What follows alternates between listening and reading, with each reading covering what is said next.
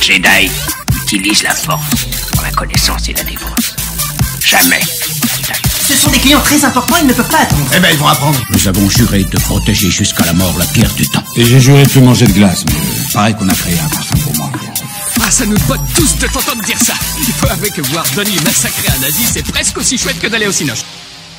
Le retour du grand maître de l'animation, des animatronics meurtriers, une fin de saison pour GNV, des spaghettis dans Loki, les news et le box-office de la semaine, les sorties de la semaine prochaine, c'est le programme de ce nouvel épisode de la nuit des sorties. Moi c'est Ista et je suis avec Al. Bonsoir Al. Bonsoir Ista, comment ça va?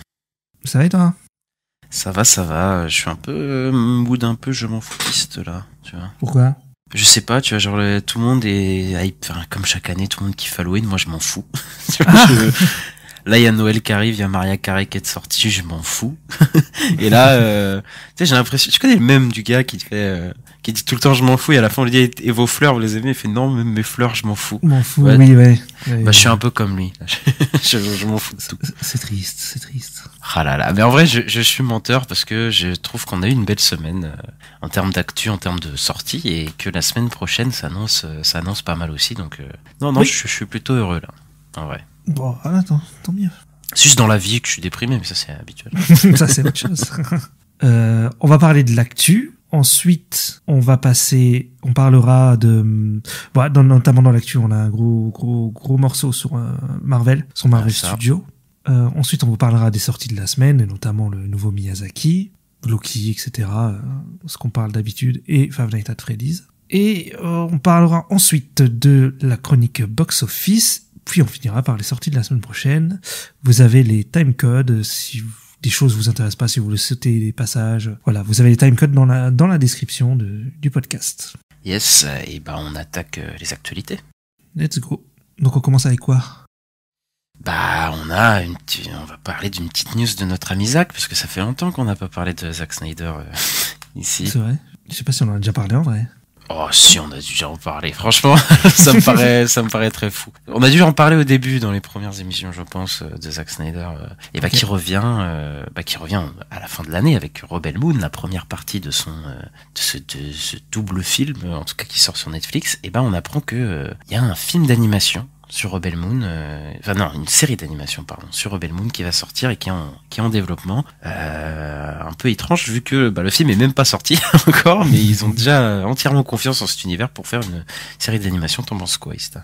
Bah, je pense que déjà on va voir le film de base parce que je suis sceptique moi sur le film. J'ai envie de le voir, mais il y a l'air d'avoir tellement de trucs, ça me fait penser un peu à Jupiter Ascending des Wachowski. C'est très dur, mais voilà. c'est très possible. C'est vraiment le mec qui met tout ce qu'il aime dedans et je sais pas si ça va donner un truc digeste à la fin, quoi. On verra, mais pourquoi pas. Ouais, mais après c'est étonnant cette annonce quand même, je trouve. Genre ça a même pas fait qu'un carton. Enfin, oui, on sait même pas si ça a marché, quoi. Ouais, c'est vrai. Ouais. Qu'ils ont déjà prévu ça. Bon après, il faudra voir laquelle boîte de prod le fait. Là, si c'est une boîte pas très performante ou quoi. Boîte coréenne, ouais. Voilà, comme Netflix aime bien sortir des séries d'animation avec des boîtes pas très, voilà, qui n'ont pas très beaucoup de renommée, voilà, qui sont pas très chères aussi. Ça peut être, après, dans un truc de SF en série d'animation, ça peut être, si c'est bien fait, ça peut être un truc de fou. Hein. Ah oui, carrément, ouais. Non, mais si j'aime bien le film, je la regarderai, je pense. Ouais. On verra bien. Au moment de sa sortie, parce qu'il y a quand même des bonnes séries d'animation sur Netflix, même si on critique. Ouais. Il y a quand même des trucs pas mal. Il y en a des chouettes là, il y en a une qui s'appelle Blue Eye Samurai, il paraît qu'elle est vraiment pas mal là, qui est sortie la semaine dernière. Ah ouais, j'ai vu vite fait des extraits. Mais bon, après, de toute façon, tout le monde a regardé Arcane, Cyberpunk, la série d'animation, enfin, il y en a plein qui sont vraiment pas mal, quoi. C'est vrai. Et en parlant de Snyder, on va parler de son passé. Indirectement. Oui, pas vraiment.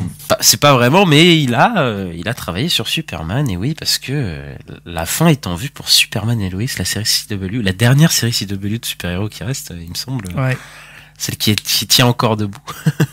et qui se terminera enfin avec sa 4e saison de 10 épisodes, ce qui a été annoncé par la chaîne CW il y a pas longtemps. Moi, j'ai pas du tout suivi Superman et Lois parce que les séries CW, c'est un peu l'enfer. Mais apparemment, elle est pas si mal, cette série, donc c'est pour ça qu'elle a eu une 4e saison, donc c'est déjà fort qu'ils aient une 4e saison dans le contexte actuel de DC. Et voilà, je pense que les fans seront contents de terminer la série sur une bonne note.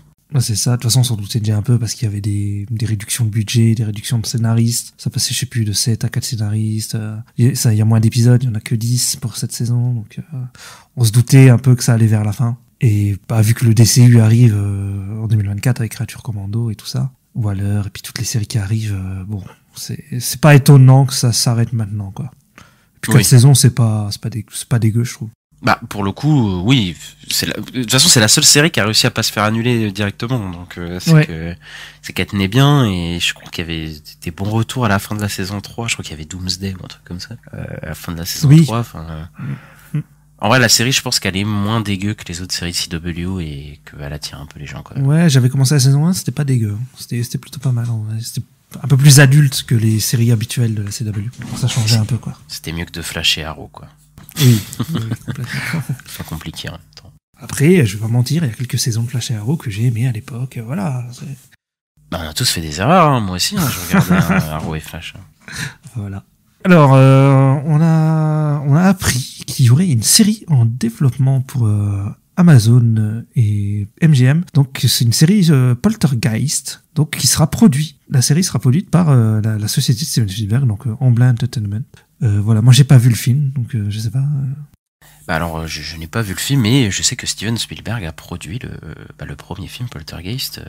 Ouais, il y a même des rumeurs comme quoi ça serait peut-être lui qui l'aurait réalisé même et tout. C'est ça, que le réalisateur dont j'ai oublié le nom, c'était un peu juste pas un yes man, mais en gros il était là pour exécuter ce que Spielberg voulait, quoi. Bon, après c'est des rumeurs, voilà, j'ai pas vu le film, apparemment c'est un peu un classique aussi de l'horreur quand même. Encore une fois, une série sur Poltergeist, je sais pas ce qu'ils vont raconter sur 10 épisodes. Tu sais, parce que moi c'est des trucs qui marchent, je trouve. C'est comme c'est pas comme Halloween ou truc, c'est pas un slasher, mais je me dis qu'au bout d'un moment, je sais pas comment tu peux réussir à faire un truc qui te fasse peur pendant 10 épisodes d'affilée sur un concept comme ça, quoi. Ils arrivent avec Chucky, hein. Il y a 3 saisons, là. Après, Chucky, est-ce que ça fait vraiment peur? Enfin, c'est pas... Moi, je pense que c'est un peu drôle, Ouais, voilà, tu vois, c'est fun, je trouve, Chucky, mais bon. Ouais, je sais pas. Bon, après, si, je pense que tu peux faire au moins un truc sur une saison. Avec un fantôme, un gros fantôme qui fait chier tout le monde. Je sais pas, mais... C'est possible, tu vois. Moi, le seul truc de série d'horreur, en vrai, il y a The House of The Hunting of Hill House, des trucs comme ça, mais c'est des trucs très précis qui parlent, tu sais, d'une famille ou d'un truc comme ça. Là, genre Poltergeist. Bon, après, j'ai pas vu l'original, donc en vrai, je parle un peu dans le vent. Je me rends compte, mais en tout cas, là, tout de suite, ça me donne pas très envie. Après, Amazon, MGM, je ne saurais que pas dire si ça m'attire vraiment ou pas. Ouais, Amazon, MGM, c'est Prime Vidéo, quoi, je pense. Oui. Ouais, c'est une série Prime Video. Ouais, je sais pas trop non plus. En vrai, comme j'ai pas vu le film, je peux pas avoir de hype en me disant ouais, ça va être incroyable et tout, le film il est génial. Mais bon. Après, il y a la boîte de Spielberg dedans, qui est impliquée, donc en vrai, ça fait, ça rassure un peu, mais bon. Et pour rester dans l'horreur, on a la suite d'un film que je ne pensais pas qu'il allait arriver un jour, pour le coup. Il y a It Follows 2, qui sera appelé They Follow, pluriel cette fois, qui est en développement, et du coup on a Maïka Monroe, du coup la protagoniste du premier film, qui reviendrait. Moi j'avais beaucoup aimé le premier It Follows. Ouais, j'avais bien aimé aussi. Qui est sorti il y a 10 ans presque maintenant, 10 ans l'année prochaine. C'était un petit choc de festival et tout, il avait marqué les gens. J'attendais pas forcément un 2, je sais pas, c'est très étrange, mais après, pourquoi pas, je crois que c'est la même équipe qui revient, donc... Ouais, c'est le même réalisateur et tout, donc oui. Bah, s'ils ont une idée, voilà. Hein. Après, j'ai peur que ce soit aussi le mec qui a pas pu se faire d'autres choses, et du coup, il est cantonné à faire ça, et à revenir avec ça, tu vois, donc faut faire attention, mais... Après, dans l'esprit, je suis plutôt pour... C'était une bonne proposition d'horreur, parce que moi, je trouve que les 10 dernières années d'horreur sont plutôt pas mal, même s'il y a d'autres gens qui disent qu'il n'y a rien, hein, c'est un peu de la merde. Ils se reconnaîtront, hein, mais c'est toujours mieux que dans les années 2000, tu vois.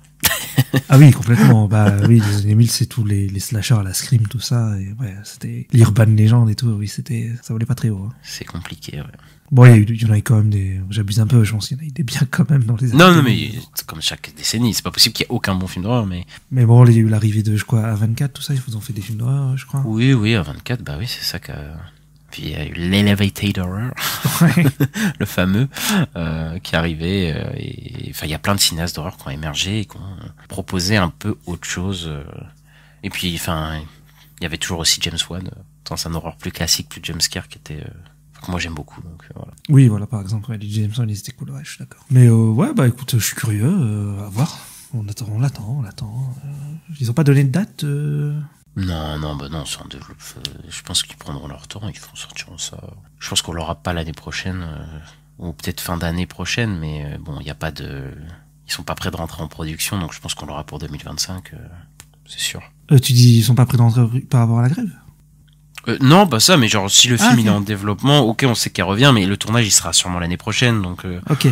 le temps que le tournage se finisse, le montage, tout ça, et puis enfin ils vont peut-être aller en festival ou ce genre de truc. Oui, c'est sûr, hein, c'est sûr qu'il va y aller. Donc ça va attendra au moins etc., 2000. je pense. Ouais, bah ça attendra au moins 2025, tu vois, je pense. Mais bon. Pour rester dans les annonces un peu inattendues, on a Sicario 3. Enfin, je crois qu'il était annoncé déjà depuis un moment, mais tu sais, on n'avait pas trop d'infos. Et on apprend que Christopher McQuarrie, du coup le poteau de Tom Cruise, qui a réalisé Edge of Tomorrow et je sais plus quel autre film.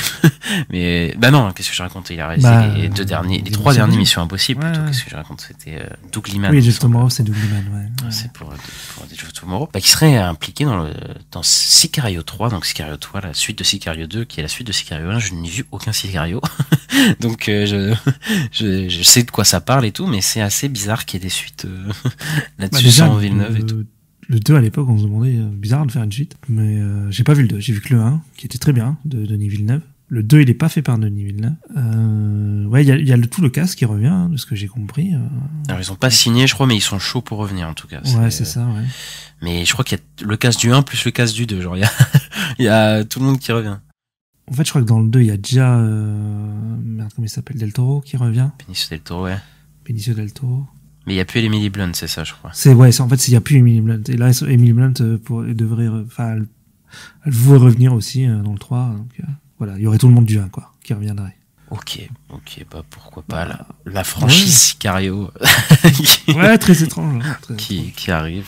Bah, c'est le seul film de Villeneuve que j'ai pas vu, Sicario, pour le coup, donc je vais rattraper ça, je pense, à un moment, et je me ferai le 2, puis je verrai si ça vaut le coup. Ouais, bah je vais me faire le 2 avant que le 3 sorte aussi, je pense. Et puis me refaire peut-être le 1, parce que je m'en souviens plus trop, mais je sais que j'avais aimé à l'époque. On va enchaîner sur plein de news de séries et en tout cas de dates plutôt de séries sur les séries HBO. Lista, je te laisse ouvrir. Ouais, en fait, il y a eu un événement presse où ils ont montré un peu à la presse tout ce qui va aller sortir prochainement sur HBO Max, donc sur Max et sur HBO, voilà. Donc sur la chaîne télé et sur la plateforme de streaming. Et donc par exemple, on a eu des news par rapport à House of the Dragon sur la saison 2. Donc elle sortira en l'été 2024. Et ils ont eu le droit à un premier trailer là-bas. J'ai entendu aussi qu'il y aurait 8 épisodes. Alors il y en avait 10 dans la première. Donc voilà. Oui, ils avaient annoncé ça il y a quelques mois, oui. Il y aurait moins d'épisodes que cette saison. Si c'était moins d'épisodes, moi ça me dérange pas, mais bon. Oui, moi non plus. Après, Game of Thrones, c'était un peu le syndrome c'était un peu synonyme du déclin de Game of Thrones quand ils ont commencé à raccourcir les épisodes, mais. Ah oui, c'est vrai. Quand on est passé à la 7, on avait 7 épisodes, et puis à la 8, on avait 6. Bon, ça veut rien dire, tu vois, c'est peut-être juste pour cette saison, ils ont besoin de 8 épisodes, mais voilà, quoi. Et moi, je suis hypé, hein, parce que moi, j'avais adoré la première saison de House of the Dragon, donc voilà, je suis chaud pour. Ouais, j'avais bien aimé aussi, je vais regarder hein, ça. De toute façon, ça va être un événement, je pense, quand ça va arriver. Elle avait quand même pas mal convaincu. Mais elle avait raccroché les gens, quoi. Ouais, c'est ça. Dès que ça sortait sur Twitter, ça parlait des personnages et tout. T'avais des personnages en tendance et tout, tu sais. Ça avait pas mal Je me souviens, il y avait les gens qui étaient... Je me souviens il y avait pas trop de hype avant la série parce que je pense qu'il y avait plein de gens qui étaient déçus par la fin de Game of Thrones. Et là, quand les premiers épisodes ils sont sortis, ça a mis tout le monde d'accord. Tout le monde a fait OK, on regardera, on sera là jusqu'au bout pour regarder House of the Dragon parce que je trouve que c'est une série super. Hein, il y avait pas à dire. Ouais, clairement, c'est une très bonne série. Et est-ce qu'on sait si ce sera en phase de les Anneaux de Pouvoir encore une fois? Parce que je sais pas quand ça sort les Anneaux de Pouvoir. Ouais, ils ont pas annoncé de date pour Rings of Power, mais en tout cas, on sait qu'elle est tournée la série, donc ça pourrait arriver assez vite. Hein. Bah ça pourrait arriver en même temps dans l'été. Hein. Ce serait même drôle qu'on ait encore le face à face. Ouais, en plus ils se tapaient dedans sur les réseaux et tout les deux. Ah ouais, c'était drôle. C'était assez drôle à voir. Ouais. C'était très très drôle. Et bah écoute, on verra tout ça. Et il y a un spin-off d'ailleurs qui a été annoncé aussi pendant cette conférence. Non, il avait déjà été annoncé. Enfin, on a des infos sur ce spin-off plutôt. Voilà, on a des infos sur le spin-off. Donc c'est Tales of Dunking Egg. C'est, je crois que c'est les aventures du chevalier errant en français. Et enfin le nom des bouquins. Et donc il commence le tournage donc au printemps de l'année prochaine, printemps 2024. Donc je pense que ça va arriver en 2025. Et ils vont peut-être faire tourner, tu sais, entre House of Dragon et tu sais qu'il y a une série Game of Thrones par an, quoi. Tu vois, Ouais. faire ça.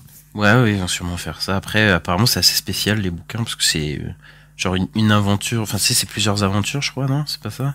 Je crois qu'il y a 3 nouvelles dans un bouquin, un truc comme ça. Oui, c'est ça, ouais. Donc, après, je pense que voilà, ils peuvent étendre l'histoire, rajouter des trucs, enfin, comme ils ont déjà fait avec Game of Thrones, House of Dragon. Donc on verra. Mais ça promet d'être un peu plus particulier. Ouais, clairement, c'est à voir, mais je sais pas à quoi ça va ressembler. Ça va être différent, je pense, de ce qu'on a l'habitude de voir sur du Game of Thrones. Et d'ailleurs, il me semble que le bouquin se passe entre House of the Dragon et Game of Thrones. Je crois que ça se passe 90 ans avant Game of Thrones. On avait regardé C'est avant ça. la série, enfin avant le début de la série, quoi. Donc ensuite, on a notre série préférée de l'année, The Last of Us, qui devrait commencer sa production début 2024. Donc je pense que du coup, ce sera une sortie sûrement l'année d'après, en 2025. Sûrement janvier 2025, un truc comme ça. C'est comme on a eu cette année janvier, quoi. C'est ça, bah, c'était logique qu'ils allaient capitaliser sur The Last of Us vu la réussite de la première saison, qui a tout pété là en termes d'audience et tout. Et ouais, c'est plutôt une bonne série. Enfin, moi j'ai quelques griefs, mais oui, je comprends pourquoi les gens aiment bien. Ça va adapter le deuxième jeu, je pense, que je n'ai pas fait, mais... Ouais, non, moi le deuxième jeu, je le préfère en 1. Le 2, je l'adore. Pour moi, c'est un chef-d'œuvre, quoi. Et j'ai assez hâte de voir qu'est-ce qu'ils vont faire en série, quoi. Tu penses qu'ils vont tout adapter d'un coup ou ils vont... Non, je pense pas, parce que le jeu il est assez long. Je vois au moins 2 saisons. Minimum. Ouais. Ouais, Ou alors ils tournent 16 épisodes d'un coup, tu vois. Ils font... Ouais, après ils peuvent faire ça, il est appelé partie A, partie B, ou... ça c'est déjà vu, hein. Ouais. Bon, va falloir que je fasse le jeu avant qu'il ça sorte. J'ai un délai. Ouais, bah t'as un an. Je pense que j'ai un peu plus d'un an là. Va falloir que je me dépêche, merde. C'est ça. Ensuite, on a la saison 3 de White Lotus et la saison 3 d'Euphoria qui commenceront en 2025 du coup. Bah, c'est les deux grosses séries phares de HBO parce que Euphoria, je crois que ça, au niveau terme d'audience, ça pète tout, et White Lotus, ça avait pas mal de prix. Et Euphoria, ça fait un moment qu'on attend la troisième et dernière saison normalement, parce que la dernière, elle est sortie il y a plus d'un an. Hein, la dernière saison, je crois. Elle est sortie il y a un an et demi même, hein, je pense même. Donc là, on l'aura dans un an et demi encore, donc ça fait assez C'était lointain. repoussé à cause des grèves, quoi. Oui, des grèves, et puis les acteurs étaient pas disponibles aussi avant. Ouais. Sam Levinson, il faisait autre Mais chose. il me semble que c'était censé sortir en 2024 à la base. Oui, c'est ça. d'un an. C'est ça. Mais bon, moi j'aime bien Euphoria. Voilà, je trouve que c'est une bonne série. Même si bon, je sais qu'il y a ça diverge un peu les opinions dessus, mais je trouve que c'est une série qui est très magnifique déjà visuellement, et je trouve qu'il y a des super idées de mise en scène. Après oui, il y a sûrement des problèmes un peu au niveau des personnages et tout, mais voilà quoi. Je J'ai conseille. l'impression que c'est plus regarder. j'ai l'impression que c'est plus la saison 2 qui a fait un peu... Elle était moins aimée, oui, pour le coup, mais moi je l'ai bien aimée aussi. Je comprends pourquoi elle a un peu divisée, parce qu'il y a des personnages qui sont un peu délaissés, et d'autres qui prennent un peu l'ascendant, voilà. Ouais. Et au moins la série, elle prend une sorte d'envol que j'aime bien, et voilà. Et de White D'accord. Lotus, je n'ai jamais regardé. J'ai pas regardé non plus. Donc, j'ai vu que l'actrice, elle a gagné plein de prix dans toutes les récompenses, là, genre les Emmy Awards et tout. Jennifer Coolidge, je crois, ça. Oui. Elle parle très bizarrement, avec une voix très spéciale. Ouais, peut-être un jour je materai cette série. Ensuite, on a eu des nouvelles sur la série préquelle. Donc il y a une série préquelle au film Ça partie 1, partie 2. Donc la série, elle s'appelle Welcome to Derry, et ça sortira en 2025. Ouais, donc le préquel des films de... j'ai oublié son nom. Celui qui a fait The Flash et celui qui a fait... Muschietti. Oui, Andy Muschietti. Que j'avais bien aimé le premier, j'avais pas trop aimé le deuxième. Pareil. Est-ce qu'un préquel c'est nécessaire? Je suis vraiment pas sûr qu'un préquel en série c'est nécessaire, ça me... Bah, je crois que ça sortira sur Max, il me semble, c'est Ouais, ça? c'est ça, Donc je m'attends à une bonne prod, mais je m'en fous un peu. Je t'avoue, c'est pas du tout... Ça m'intéresse pas du tout, pour le coup. Ouais, bah moi, ça m'intéresse s'il y a des monstres. Quoi. S'il y a des monstres, je suis content, donc je regarde. Bah après, ça va être ça, quoi. Enfin, tu connais déjà. Après, je pense que ça va être dans la même veine que les films. Oui. Mais est-ce qu'on a besoin d'un préquel? Enfin, je sais pas ce que ça va C'est raconter. Surtout que bizarre, mais ouais. sa partie 1, c'est avec les enfants. Sa partie 2, c'est avec les adultes qui vivent avec le trauma et tout. Enfin, qu'est-ce qu'ils vont raconter de plus? Je sais pas. On va nous remettre des enfants. Ouais, faut voir le temps dans lequel ça se déroule, parce que je crois que la bestiole... Oui. Longtemps. Oui, c'est vrai que ça peut se passer genre des dizaines, une dizaine d'années avant, c'est... Ouais, voilà, bien sûr. Parce qu'on a des photos, il me semble, dans les films où on voit ça, mais dans des photos de très vieux de la ville de Derry, tu sais. Genre... Ah, d'accord, ok. Des photos en noir et blanc, je me souviens, j'avais vu ça dans un truc qui fait, ah oui, il y a tout un passif, et donc ils vont peut-être exploiter ça, le moment peut-être où ça arrive, en fait, tout simplement. Je pense, hein, ça va être ça, ouais. Je dis ça, mais en fait c'est Pennywise, mais je sais pas pourquoi j'appelle ça. Oui, Pennywise, oui. Qui arrive, donc c'est moyen qu'ils s'exploitent ça, mais ça me hype pas tant que ça non plus. Moi, voir, j'attends les trailers, quoi. On regardera les trailers, et puis on verra, quoi. Ça, oui, ça me hype pas non plus, je suis pas en mode, incroyable et tout, mais bon. Je suis toujours curieux, moi. Donc, Bon, après, voilà, dès qu'il y aura des noms à la prod et des trailers et tout, peut-être ça me donnera envie, mais. Ouais, c'est ça aussi. Et c'est quoi la dernière news qu'on a pour cet événement? Et ben la dernière news, c'est par rapport à Dune, parce qu'il y a une série Dune qui devait arriver qui s'appelait Dune The Sisterhood, et elle a été renommée en Dune Prophétie. Et elle devrait sortir donc l'année prochaine, à l'automne 2024. Et donc en fait, on sait quand ça se passe, ça se déroule 10 000 ans avant les événements du premier film de Denis Villeneuve. Ouais, bah écoute, moi j'ai bien envie de la voir, cette série me donnait envie. Après, elle a été repoussée, il y avait des problèmes de prod aussi, il me semble. Oui. Mais moi, j'ai toujours intéressé par la voir. Et pour le coup, s'il y a on est chez HBO, je pense que s'il y a de la prod, moi, une série d'ASF bien emballée, je suis pour, hein. J'achète. Bah, c'est vrai qu'on n'en a pas 5000, les séries d'ASF, c'est compliqué à faire parce que ça coûte des sous. Enfin, je crois qu'il y en a plein sur des chaînes sci-fi, tu sais, des trucs comme ça, il y en avait pas mal, tu vois. Oui, à l'époque, ouais. Mais c'était pas des gros budgets, enfin, c'est des trucs, voilà, quoi. Mais j'ai l'impression qu'en ce moment, il y en a plus beaucoup, quoi. Oui. Le côté un peu space opéra avec des vaisseaux, tout ça, quoi. Et ouais, non, d'accord. Ouais, moi je suis chaud aussi, hein. Je suis très très chaud. En attendant le film d'ailleurs aussi, qui sort début d'année prochaine, s'il n'est pas encore repoussé. Ouais, donc normalement, on aurait 2 programmes Dune l'année prochaine, quoi, en 2024. Ouais. Double dose de Dune pour les fans. Dune de 2-2-3, voilà. Et oui, j'ai fait la blague, oui. On passe au gros morceau là, au Disney Marvel. Ouais, bah d'abord on va parler juste de Disney avant de parler de Marvel. Ouais, donc en fait Disney ils avaient une série en cours sur le Captain Nemo. Donc la série elle s'appelait Nautilus et en fait AMC a racheté les droits de la série, donc ils l'ont vendu quoi, et donc bah voilà ils ont racheté la série, elle sortira en 2024. Ouais, bah je vais en parler à Ista juste avant, je m'en fous. Enfin je connais pas les 20 milieux sous les mers, j'ai jamais regardé. Ma seule relation avec le Captain Nemo c'est dans la Ligue des Gentlemen Extraordinaires et c'était pas extraordinaire donc Alors 20 milieux sous les mers c'est un livre de Jules Verne à la base. Voilà. Oui, c'est ça. Mais il me semble que tu m'avais dit qu'il y avait l'adaptation. Ouais, mais il y en avait plein, je crois. Mais il y a eu une adaptation Disney en 1950. En tout cas, ils ont les droits sur le bouquin depuis un moment, quoi. Ils ont l'air de les avoir vendus. Enfin, en tout cas, les droits de la série, peut-être pas les droits du bouquin. Mais c'est vrai que c'est étonnant parce que c'est un truc, tu pourrais faire un truc d'aventure et tout avec ça, et ils ont jamais plus rien fait depuis les années 50, quoi. Donc ouais, je sais pas, c'est un peu étonnant. Après, peut-être ça marche pas trop. Après, je sais pas. Tu vois, ils auraient pu faire un truc d'animation dessus. Ouais. Donc, bah oui. Bah Atlantide, c'est un peu dans cette veine, tu vois. Oui, c'est vrai que techniquement il y a eu un peu de ça, mais tu sais en live, je pense qu'ils avaient peur aussi parce que bah les Disney live action, il y a une longue histoire de non réussite vis-à-vis de ça, tu vois. Donc je pense qu'il y aurait que eu en animation et je crois pas qu'il y ait de princesse Disney, donc ça m'intéresse pas. Ouais, mais je crois qu'à un moment à l'époque des Pirates des Caraïbes et tout, ils voulaient faire un truc, mais c'est vrai qu'ils auraient pu à ce moment-là. Un spin-off de Pirates des Caraïbes, tu relis ça avec le Captain Nemo, voilà. Tu fais. Ouais, non, je crois pas que ça marche. Je crois pas que ça marche.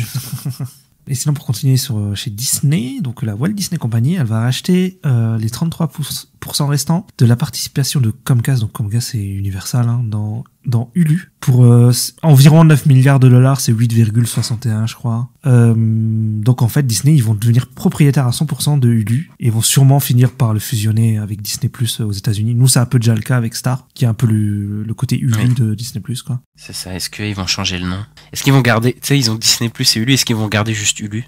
C'est comme HBO Max, HBO et Max, ils ont gardé Max, tu vois, je me dis.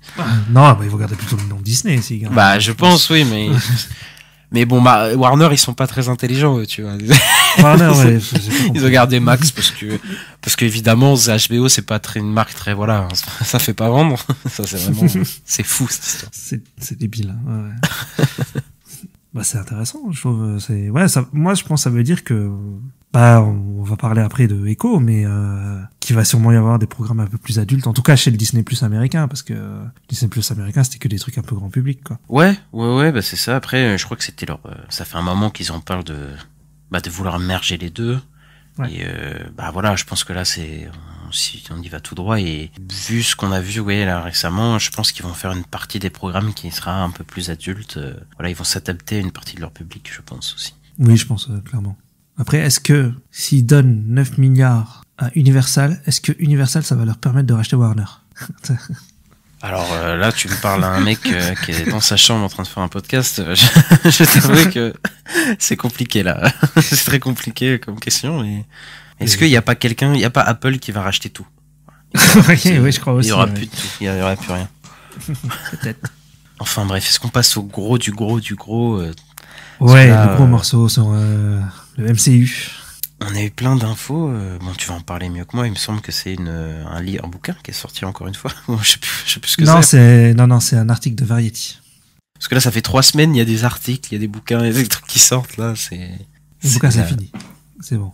Voilà, là, c'est bon, là, on a le endgame des bouquins sur la MCU, enfin, des news sur la MCU, là, on a la totale, et Ista, je te laisse en parler, parce que c'est un bordel, et t'avais plus étudié la question, disons. En fait, ce qui s'est passé, c'est que donc on a un article qui raconte en fait qu'il y a eu une réunion des dirigeants de Marvel Studios à Palm Springs. En fait, c'est une réunion, tu vois, ils font le point tous les ans, quoi. Et donc c'était la réunion annuelle. Et bon, ça c'est généralement ils sont tout le temps contents de voilà, ça sort, ils font des sous, tout ça. Et là, bah c'était pas bonne humeur, quoi. C'était pas bonne humeur de ouf. Et ils ont commencé à parler des problèmes qu'il y avait, et dont un des plus gros problèmes, bah, c'est le cas Jonathan Majors. Le cas Jonathan Majors, où ils sont en mode, bah, en fait, ils sont en train de se demander qu'est-ce qu'ils vont faire de cet acteur, quoi. Est-ce qu'ils vont le recast, ou est-ce qu'ils vont y parler aussi peut-être de changer de méchant et de mettre Doom? Bon, pour l'instant, ils peuvent rien faire parce que de toute façon, il y a des grèves des acteurs, mais voilà, en gros, c'est ça, quoi. C'est qu'est-ce qu'on fait de Jonathan Majors, quoi. Bah, on en a déjà parlé ces dernières semaines. C'est vrai que c'est un cas compliqué pour eux, parce que bah, c'est censé être le grand méchant de toute cette saga, sauf que bah, il a des gros procès au cul là, il est un peu dans la merde. Et puis le cas on va pas se mentir, le cas de Kang, il est un peu en stand-by en vrai dans le MCU pour l'instant. Est-ce qu'ils vont changer de direction? Mais s'ils changent de direction, est-ce qu'on n'aura pas fait toute cette phase 4, voire cette phase 5 pas pour rien, mais en tout cas c'est un peu, tu vois, tu te dis bon, c'est grand méchant, finalement non. Mais en même temps, est-ce que si tu fais jouer, enfin, Jonathan Majors, tu te fais jouer tous les méchants de la phase 5, 6 et tout, ça va être compliqué à vendre pour l'image de Disney. Enfin, et là c'est vraiment un casse-tête assez compliqué, je pense là. Ouais. Je sais pas comment ils vont s'en sortir pour le coup.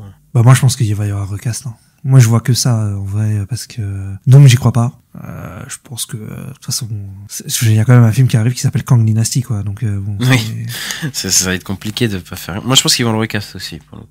Ouais, je pense que c'est vers là qu'ils vont aller, hein. Ce serait le plus logique. En tout cas, moi je pense je suis pratiquement sûr à 99% qu'ils vont pas le garder, parce que bon, son image est quand même bien entachée, il s'est fait lâcher par ses agents et tout, donc c'est pas très cool, quoi, pour l'image de la marque et tout, donc voilà. Et puis même franchement je vois pas là, genre si tu fais Kang Dynasty avec tous les Avengers, je crois vraiment qu'il y a des acteurs et des actrices qui vont pas bosser avec lui, hein.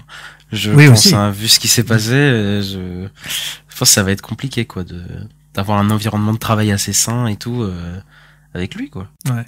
Et ouais, il y a un mec qui a vu un des dirigeants là qui disait on est foutu avec Kang quand il a vu le final de Loki, la saison 2 de Loki. Ouais. Et voilà, et parce puis ils ont pas pu réécrire à cause de la grève des scénaristes. Donc bon, ils ont laissé comme c'était quoi. Oui, bah de toute façon après voilà, la série elle est comme elle est, la saison elle est comme elle est, mais moi ouais, t'as raison en fait. Je pense qu'ils vont recast. Ouais. Je vois que cette solution là, puisque de toute façon Doom, bah enfin il arrive dans 1 an et demi quoi, Doom. Enfin à la limite avec il les arrivera Fantastiques, dans le film Les 4 Fantastiques, tu vois, mais ça sera pas un teasing de fou alors que ça fait 5 ans qu'on est teasé de Kang quoi. Ouais, c'est ça. Quand ils l'ont annoncé, la première truc c'était ils l'avaient annoncé pour Quantumania. À partir de là, ils ont commencé à en parler. Et ouais, donc ça fait un moment maintenant. Et on a vu 3 variants, donc ouais.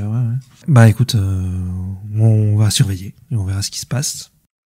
On verra ce qui se passe. On a d'autres infos sur un film qui arrive la semaine prochaine aussi.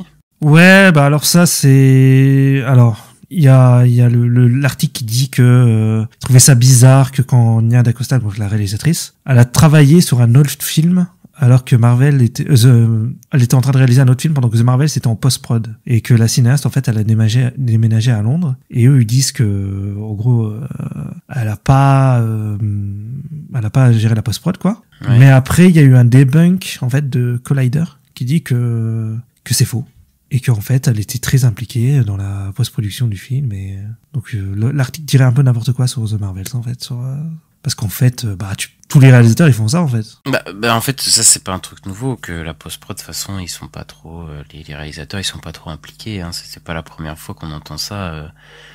Après je trouve pas que c'est vraiment un debunk parce que en vrai les dernières déclarations qu'a dit d'Acosta a dit que c'est pas son film. Donc, enfin, en fait, je pense que. Oui, il y a ça aussi, oui. Juste qu'elle savait dans quoi elle s'embarquait, hein. Je pense qu'il y a d'Acosta. Comme Sam Raimi l'avait dit, il savait dans quoi il s'embarquait quand il a fait Doctor Strange 2. Je pense que oui, ils sont pas très impliqués dans la post-production, mais je pense pas qu'elle était enfin, si, je pense qu'elle est plus impliquée au moment de la prod, mais je pense que voilà, c'est des films de producteurs, elle le sait, et voilà, quoi. C'est comme ça qui marche Marvel. Moi, je trouve que c'est un peu, voilà, c'est pas bien du tout, cette méthode, mais ça me surprend pas, enfin, cette news me surprend pas du tout, quoi. Oui, non, mais. Après, pour le coup, qu'elle aille faire un autre film pendant la production du film, c'est fou. C'est fou, mais. Il y en a, ils disaient pendant Avengers, Joss Whedon, la presse, Joss Whedon disait pareil pendant le premier Avengers, et la presse, il présentait ça comme un truc incroyable, genre c'était un flex de ouf et tout. Et là, tu vois, ils sont en mode c'est pas bien et tout. Donc bon. Ok, j'ai pas lu ça sur Avengers, mais ouais, non, moi je trouve que c'est très. Chloé Zhao, elle fait pareil avec Nomadland par exemple aussi. Oui, ça, je m'en souviens, ouais, dans les dernières productions, mais à l'époque, je me souviens pas qu'il ait parlé autant ouvertement des productions, de comment ça se passait, quoi. Ensuite, on a un petit paragraphe sur Blade. Ah, ma saga préférée. Moi, je veux qu'on parle de Blade tout le temps, moi. Ouais, ça dit qu'en fait, que à la base c'était prometteur pour le film pour une sortie cette année, en 2023, mais que le projet il a fait appel à au moins 5 scénaristes, 2 réalisateurs et un arrêt 6 semaines avant la production, donc juste avant la grève, tu sais, c'était arrêté. Et ouais, c'est encore ça c'est des infos qu'on a en plus de ce qui s'était passé avant. Ouais. Après oui, Sighted Person Blade c'est un enfer de production depuis 4 ans maintenant. À chaque fois il recommence, donc bon, à chaque fois on a un espoir, on se dit peut-être que cette fois ce sera la bonne. J'espère que cette fois ce sera la bonne, mais bon ouais. Voilà quoi. Il me semble que le budget il a été réduit aussi du film là. Ils ont une ambition d'un budget je crois que c'est 100 millions le budget maintenant il est alloué à Blade, c'est ça? Ouais, c'est ça. Ils disent qu'en fait, Feige, il a repris un peu le truc en main parce qu'il s'en occupait pas trop de ce que j'ai compris. Et qu'il a embauché Michael Green, donc qui a été nommé aux Oscars pour le film Logan, pour écrire un scénario, quoi. Et donc oui, le film, donc maintenant il est prévu pour 2025. Il aurait un budget inférieur à 100 millions de dollars. Ce qui est très étonnant généralement pour les films MCU, qui je crois qu'il y en a pas en dessous de 150 millions chez Marvel Studios. Pas depuis 5-6 ans en tout cas. Je m'en souviens pas. Parce que je crois que Iron Man c'est 150 millions, tu vois, le premier. Ouais, je crois que ça n'est jamais arrivé dans un film du MCU. Mais même dans les séries d'ailleurs. Ouais. Mais je pense que ils vont peut-être faire un film rated R. C'est pour ça qu'il coûterait pas cher, tu sais. Pour peut-être plus le rentabiliser. Comme c'est un risque, quoi, de faire un film rated R. Je pense que ça va aller vers là. Si les rated R, c'était déjà arrivé sur Logan, que comme il était rated R, ils avaient eu moins d'argent. qui était alloué parce qu'il voulait moins de risques. Donc c'est possible que ce soit pour ça. Après, il y avait aussi cette idée, peut-être changement de direction de Marvel qui voulait produire des films moins chers aussi, quoi, pour avoir moins de pertes. Et donc c'est peut-être aussi dans cette logique-là, pour le coup. Peut-être aussi, mais 100 millions, ça me paraît vraiment pas beaucoup, quoi. Ça me paraît pas beaucoup du tout, mais en vrai, de Creator, 80 millions, je le rappelle. Hein. C'est vrai. Tu peux faire des trucs, voilà, si ils prennent le temps, ils ont des idées, ils s'entourent de personnes compétentes, je pense qu'ils peuvent faire un bon film à 100 millions. En plus, Blade, bon voilà, je pense pas que c'est le perso qui nécessite le plus d'effets spéciaux non plus, tu vois. C'est pas, ouais, clairement, c'est vrai, ouais. Donc voilà, ils peuvent faire un truc comme les Blade qui avaient eu, la trilogie Blade en fait, qui avait eu fin 90 début 2000 en fait. Oui, c'était pas des films très chers, oui, c'est vrai. Pas non plus 150 millions, donc on verra quoi. Ouais. Ensuite, alors il y a des sources qui affirment qu'il y a des discussions pour amener les Avengers originales, notamment le Iron Man de Robert Downey Jr. et la Black Widow de Scarlett Johansson. C'était une discussion, en gros. En gros, c'est une discussion de qu'est-ce qu'on fait, voilà. Mais je crois que personne ne la veut, cette idée. Honnêtement, personne ne veut, et même pour eux, en fait, le problème, c'est que Downey Jr., il est un peu cher, aussi. Déjà, il est cher, et surtout, comme idée créative, je crois même que les fans du MCU, ils sont pas chauds pour ça. Genre, ça me paraîtrait fou, ça me paraît pas être une bonne idée. Enfin, c'est bon, ils ont tourné la page sur ça, faut aller de l'avant, faut proposer autre chose. Là, ça serait la facilité, et je pense que, voilà, sûrement les gens viennent, si tu me dis, putain, il y a Robert Downey Jr., je pense qu'il y a des gens qui viendraient, mais je pense qu'au final, les gens, ils seraient déçus quand même. Parce que, il y avait c'est quand même un des personnages qui a une des meilleures fins dans le MCU, voilà, quoi, laisse-le reposer en paix, le pauvre. Ouais, après, tu peux prendre un Iron Man d'un autre univers, quoi. Bah ouais, mais je veux dire, en tout cas, reprendre le Robert Downey Jr., tu sais, genre revenir dans le passé ou un truc comme ça, tu vois. On a suivi, quoi. Oui. Et même reprendre l'acteur, pour moi, non. Tu vois, genre, l'acteur, il a fait son au revoir avec son personnage. Même en vrai, Captain America, Black Widow, ils ont tous fait leur au revoir. Ils ont tous dit au revoir avec leur personnage, en tant qu'acteur et tout, quoi. Donc, je trouve que ce serait vraiment un retour en arrière de faire ça. Et je pense qu'ils le feront pas même au final, de toute façon. Je pense pas, c'est plus des discussions sur qu'est-ce qu'on peut faire si on est, vu qu'on est un peu dans la merde, tout ça. Tu sais qu'il y a qu'ils ont Quantum Mania, voilà, il a fait un flop au box-office. Donc voilà, quoi. Je pense qu'il y a eu des discussions un peu en réunion de crise, quoi. Ouais, c'est ça. Puis il y a eu cette option posée sur la table, mais bon, ça m'étonnerait que ça arrive. C'est ça.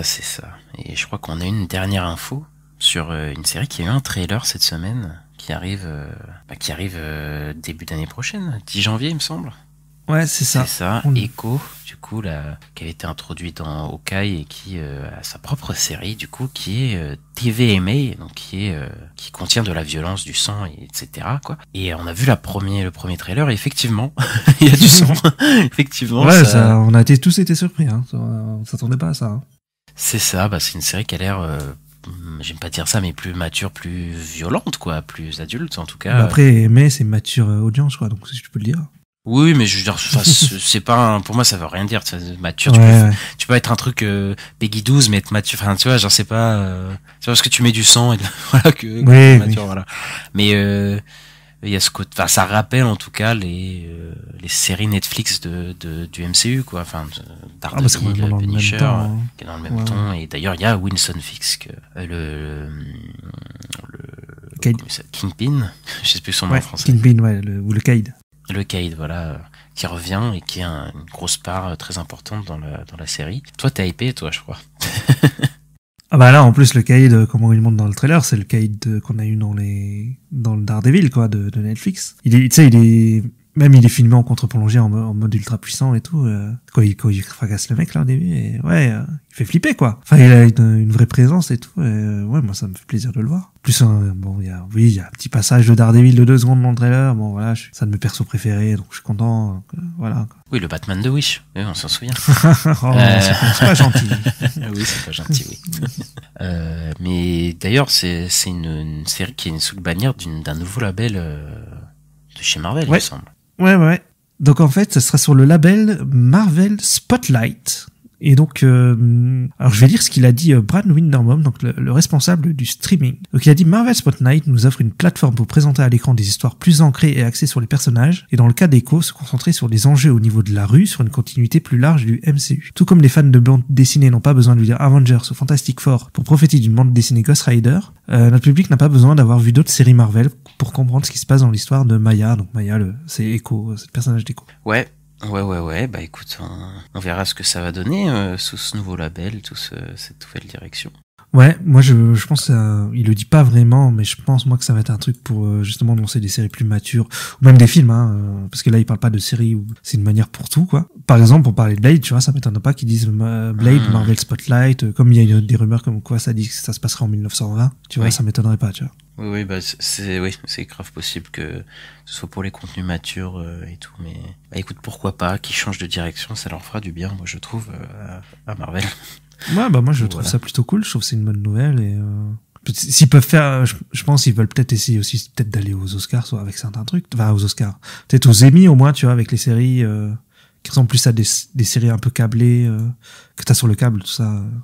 Oui, des séries renommées entre guillemets quoi. Ouais, voilà. Je pense qu'il y a une volonté d'aller vers là. Ouais, c'est fort probable. Bon, c'est fini ce gros dossier actualité. Yes. Actualité, et on va passer aux sorties de la semaine et on va commencer par le retour du roi japonais, un de mes maîtres et un de nos maîtres à tous. On va parler du nouveau film de Hayao Miyazaki, Le Garçon et le Héron.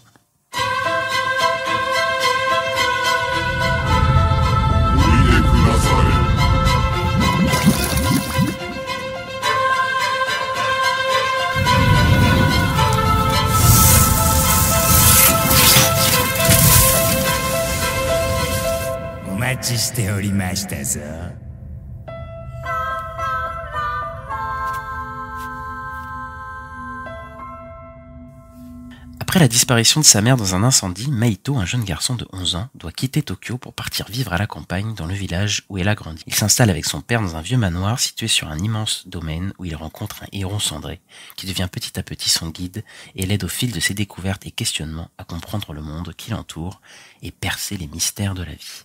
Et oui, c'est le retour de Miyazaki après 10 ans, après Le Vent se lève, du coup son dernier film, qui a annoncé sa retraite, qui est revenu, qui a réannoncé sa retraite, qui est revenu et qui a réannoncé sa retraite, mais là qui disent que non, en fait, il arrête d'annoncer sa retraite parce qu'il a un autre projet dans la tête. C'est l'adaptation d'un bouquin, il me semble, Le Garçon et le Héron, et c'est un film qui a eu une promo particulière au Japon parce qu'il a eu aucune promo. Il a eu une affiche, du coup, juste le nom Miyazaki et ça a été un carton parce que c'est Miyazaki, donc et surtout au Japon, c'est culturellement c'est quand même un truc assez fort. Ouais. Et il a tout cartonné sans promo. Et oui, il y en a qui peuvent le faire.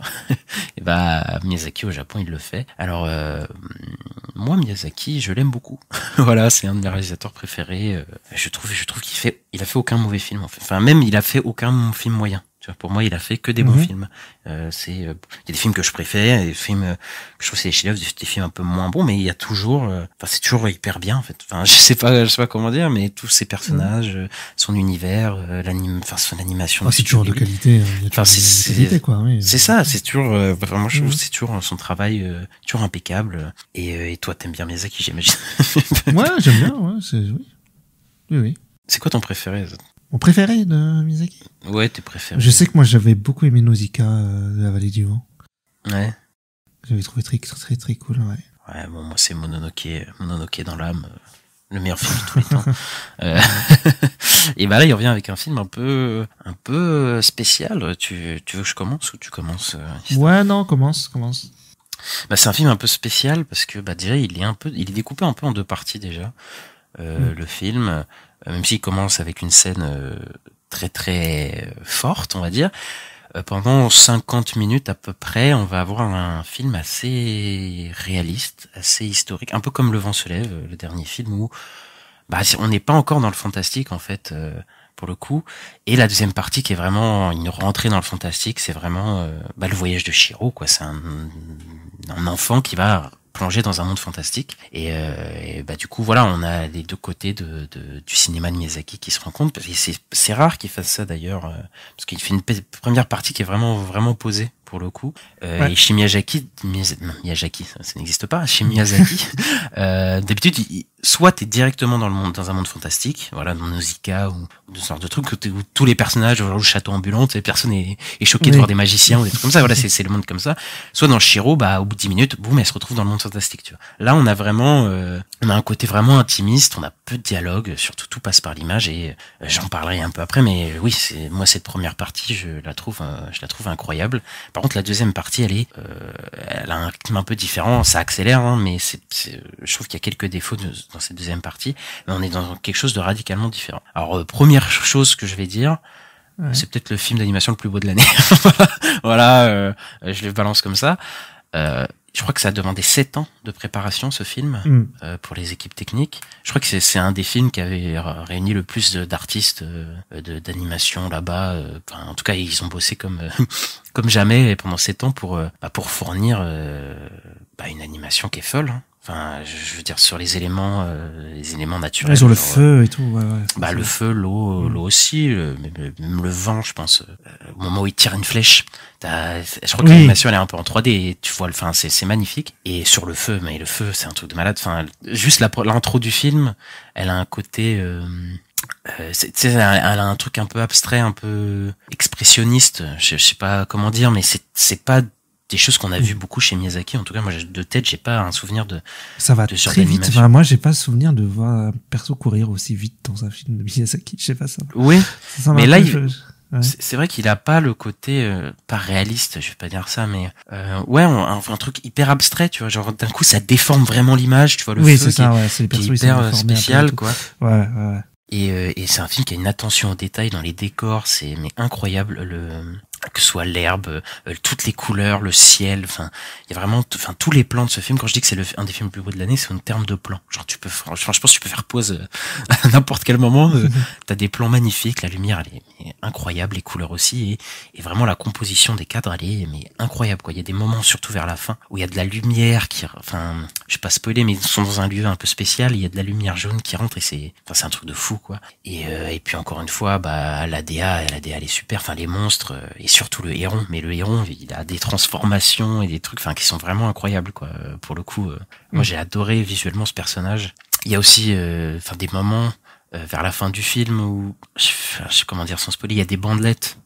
Je sais pas si tu vois un moment où il y a des bandelettes autour du personnage. Ouais. Et il y a ce moment que ça rappelle un peu le moment du feu et il y a une animation hyper spéciale. Enfin, je trouve vraiment dans ce film, il a gardé tout ce qu'il faisait les films de Miyazaki, mais pour le coup, il a tenté aussi autre chose, tu vois, en termes d'animation et en termes de rythme, on en parlera après.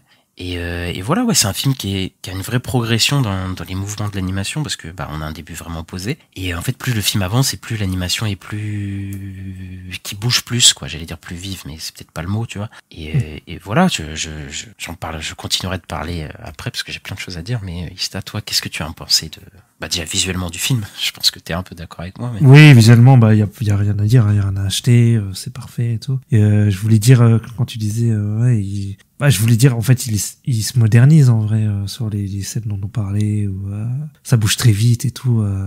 Il y a un côté plus moderne, quoi. Il y a un côté plus moderne. Et je suis d'accord avec toi sur la première partie du film que je trouve bien. J'étais bien dedans. Mais moi, j'ai un problème avec la deuxième partie où j'ai complètement décroché, en fait. J'ai complètement décroché du film et j'étais plus dedans du tout. Malheureusement.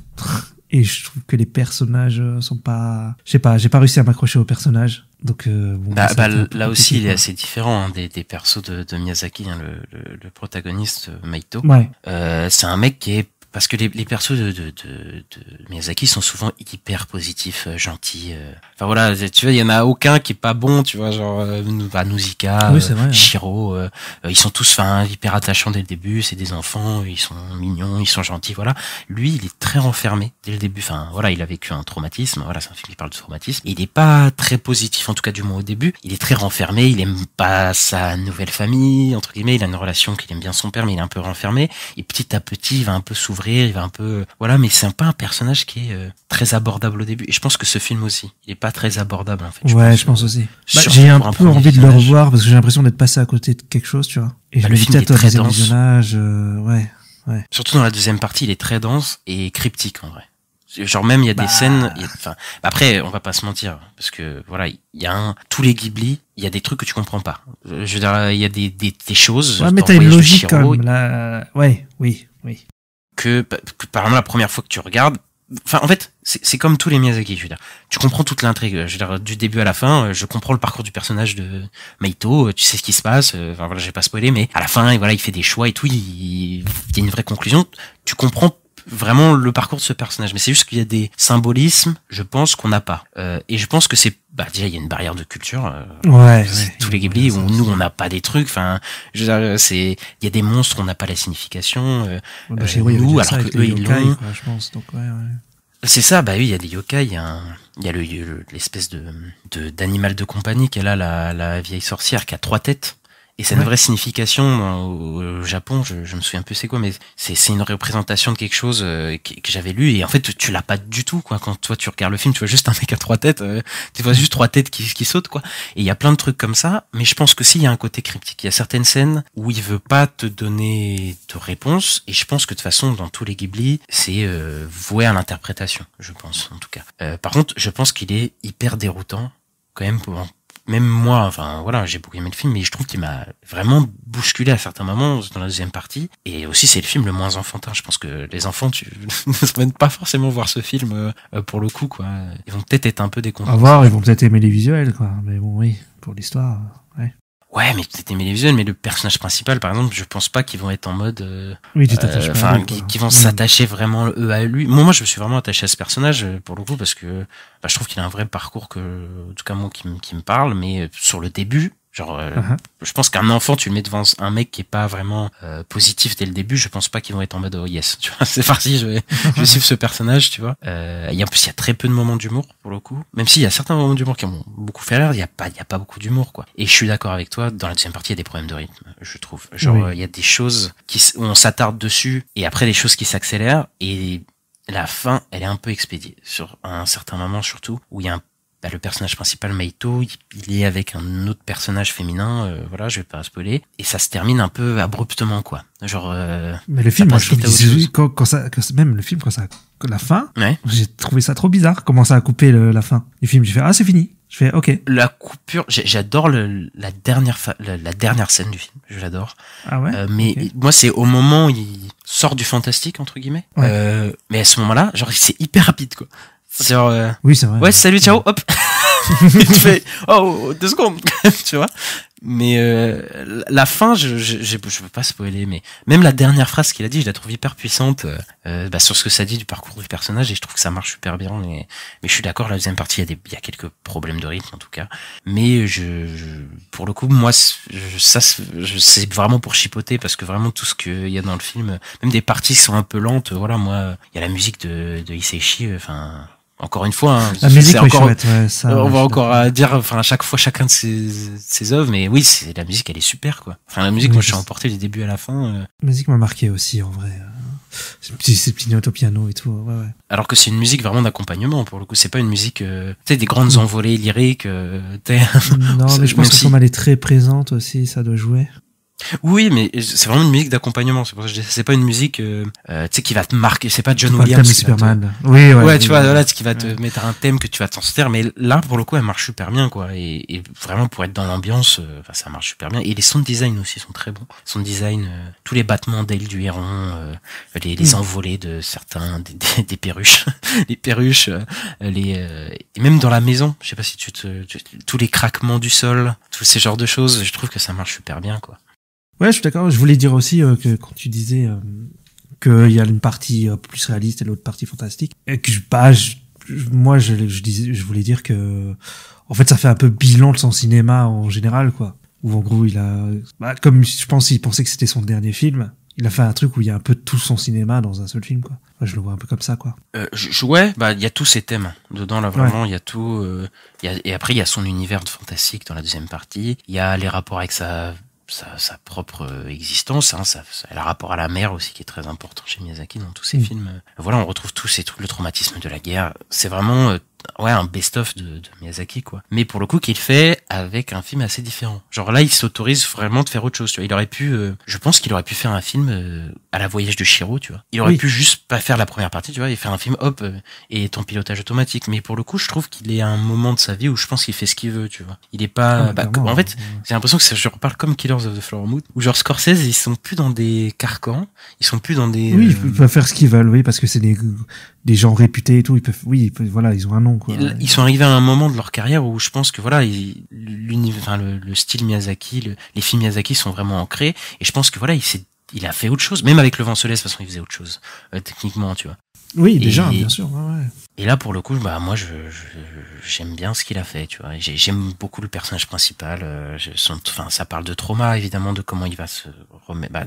D'ailleurs, le titre principal de base du film, c'était comment voulez-vous vivre, comment vivrez-vous, je crois, c'est un truc comme ça. Live, je crois, en anglais, ouais. Ouais, voilà. Et je trouve que Le Garçon et le Héron, c'est pas du tout un bon titre, parce que c'est pas, enfin, le héron, il est présent, mais c'est pas non plus le. Ouais, c'est un perso ultra secondaire, en vrai. C'est un perso secondaire, c'est vraiment le parcours de Mahito, quoi, qui est au centre, voilà. Donc c'est vraiment ça. Et après, t'as les thèmes, la nature, évidemment, tout ce rapport-là. T'as le rapport à l'enfance, le deuil. T'as aussi l'opposition campagne et ville, qui est aussi très présent chez Miyazaki. Bon, je vais pas spoiler, mais c'est un mec de la ville qui part à la campagne et qui, à la fin du film, voilà, il y a quelque chose qui a changé. Et ça parle aussi de la transmission, pour le coup. Et ça, c'est un truc il en parlait un peu, mais pas comme ça. Parce que là, je pense que c'est la vieillesse, je pense. Le personnage principal, c'est Miyazaki, comme à chaque fois de ses films, qui a les mêmes traumas que lui. Mais il y a aussi un autre personnage qui viendra bien plus tard, qui est vraiment le représentant de Miyazaki, et qui va faire, non seulement dans l'intrigue, va faire évoluer le personnage, où le personnage va prendre une vraie décision vis-à-vis de ses traumas.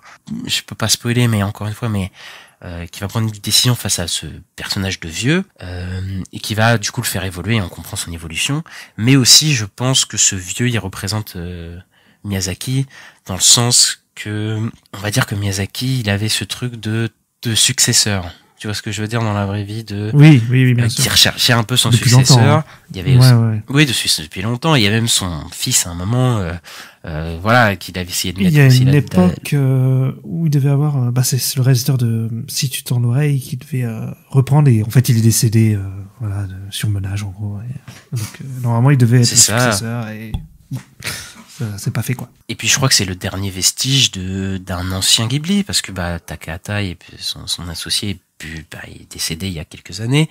Oui, aussi. Miyazaki sait qu'il lui reste plus beaucoup de temps, et il y avait ce truc de recherche de successeur, mais j'aime bien la morale de ce film aussi. Parce que ça te dit quand même que, en fait, c'est pas grave. Tu vois, il a pas besoin, en fait, d'avoir un successeur aussi, tu vois. Que si, de toute façon, moi, je pense qu'il y aura pas de Miyazaki. Tu vois, non, maintenant. Je pense qu'il y aura un nouvel auteur, il y aura une nouvelle personne. Pour moi, ils sont déjà là, c'est les Osoda, Shinkai, tu vois, c'est ça, tu vois, il y a une nouvelle génération qui cite ouvertement Miyazaki comme référence, tu vois, sa transmission, elle est là, mais en fait, il y aura pas de Miyazaki. C'est pas, tu vois, je pense que Miyazaki aussi, je pense qu'il se dit qu'à un certain moment donné, peut-être que dans la recherche de son successeur, il cherchait trop quelqu'un comme lui, peut-être, tu vois.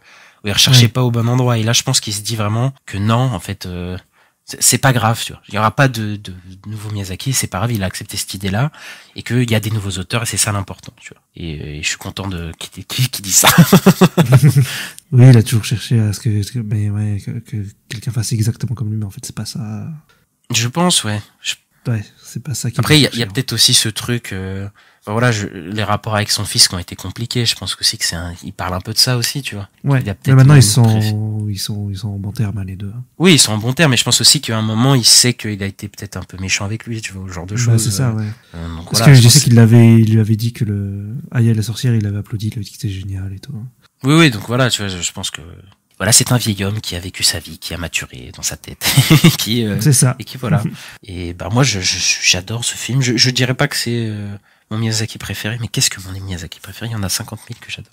Mais je pense pas que c'est celui que j'aime le moins. Tu vois. Je pense qu'il est vraiment au milieu pour moi, le Garçon. D'accord, et le Héron. ok. Toi, je préfère le Garçon et le Héron à Cagliostro, peut-être même Nausicaa, peut-être aussi Kiki, tu vois. Même le Château ambulant, tu vois. Je préfère peut-être ce film-là, tu vois. Après, oui, il y a quelques classiques, voilà, Shiro, le château, c'est dans pour Mononoke et Le Vent se lève, peut-être qu'ils sont au-dessus, tu vois. Mais vraiment, je trouve pas que c'est le moins bon. Je trouve que c'est le plus différent des autres, mais c'est ce qui fait aussi sa force. Voilà. Ok. Bah ouais. Moi, je suis plus mitigé, mais j'ai envie de le revoir quand même. Donc, voilà. Allez le voir. Après, c'est pas tous les jours qu'il y a un Miyazaki qui sort. C'est ça. Mais après, je pense qu'il faut comprendre que c'est pas, il va pas te prendre par la main comme un Shiro, tu vois, non plus le film. Tu vois. Ça. C'est voilà, faut accepter ça, tu vois. Oui, Shiro il a cartonné aussi pour ça parce que c'est un peu grand public en gros. Oui, bah après, je pense que Shiro c'est une des meilleures portes d'entrée dans son univers, voilà. Ouais. Et ça marche super bien. Et bah voilà, moi je suis le fanboy, Ista est l'homme mitigé, voilà. je me vengerai tout à l'heure, vous inquiétez pas. C'est le mec. Pas du tout. Et ben on va passer à un autre film qui sort, qu'on a vu en avant-première et qui sort cette semaine. On va parler de Five Nights at Freddy's. Bobby, go!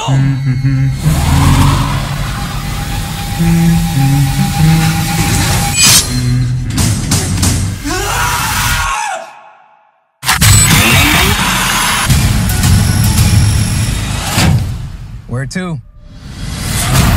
Why do I always get the weirdos?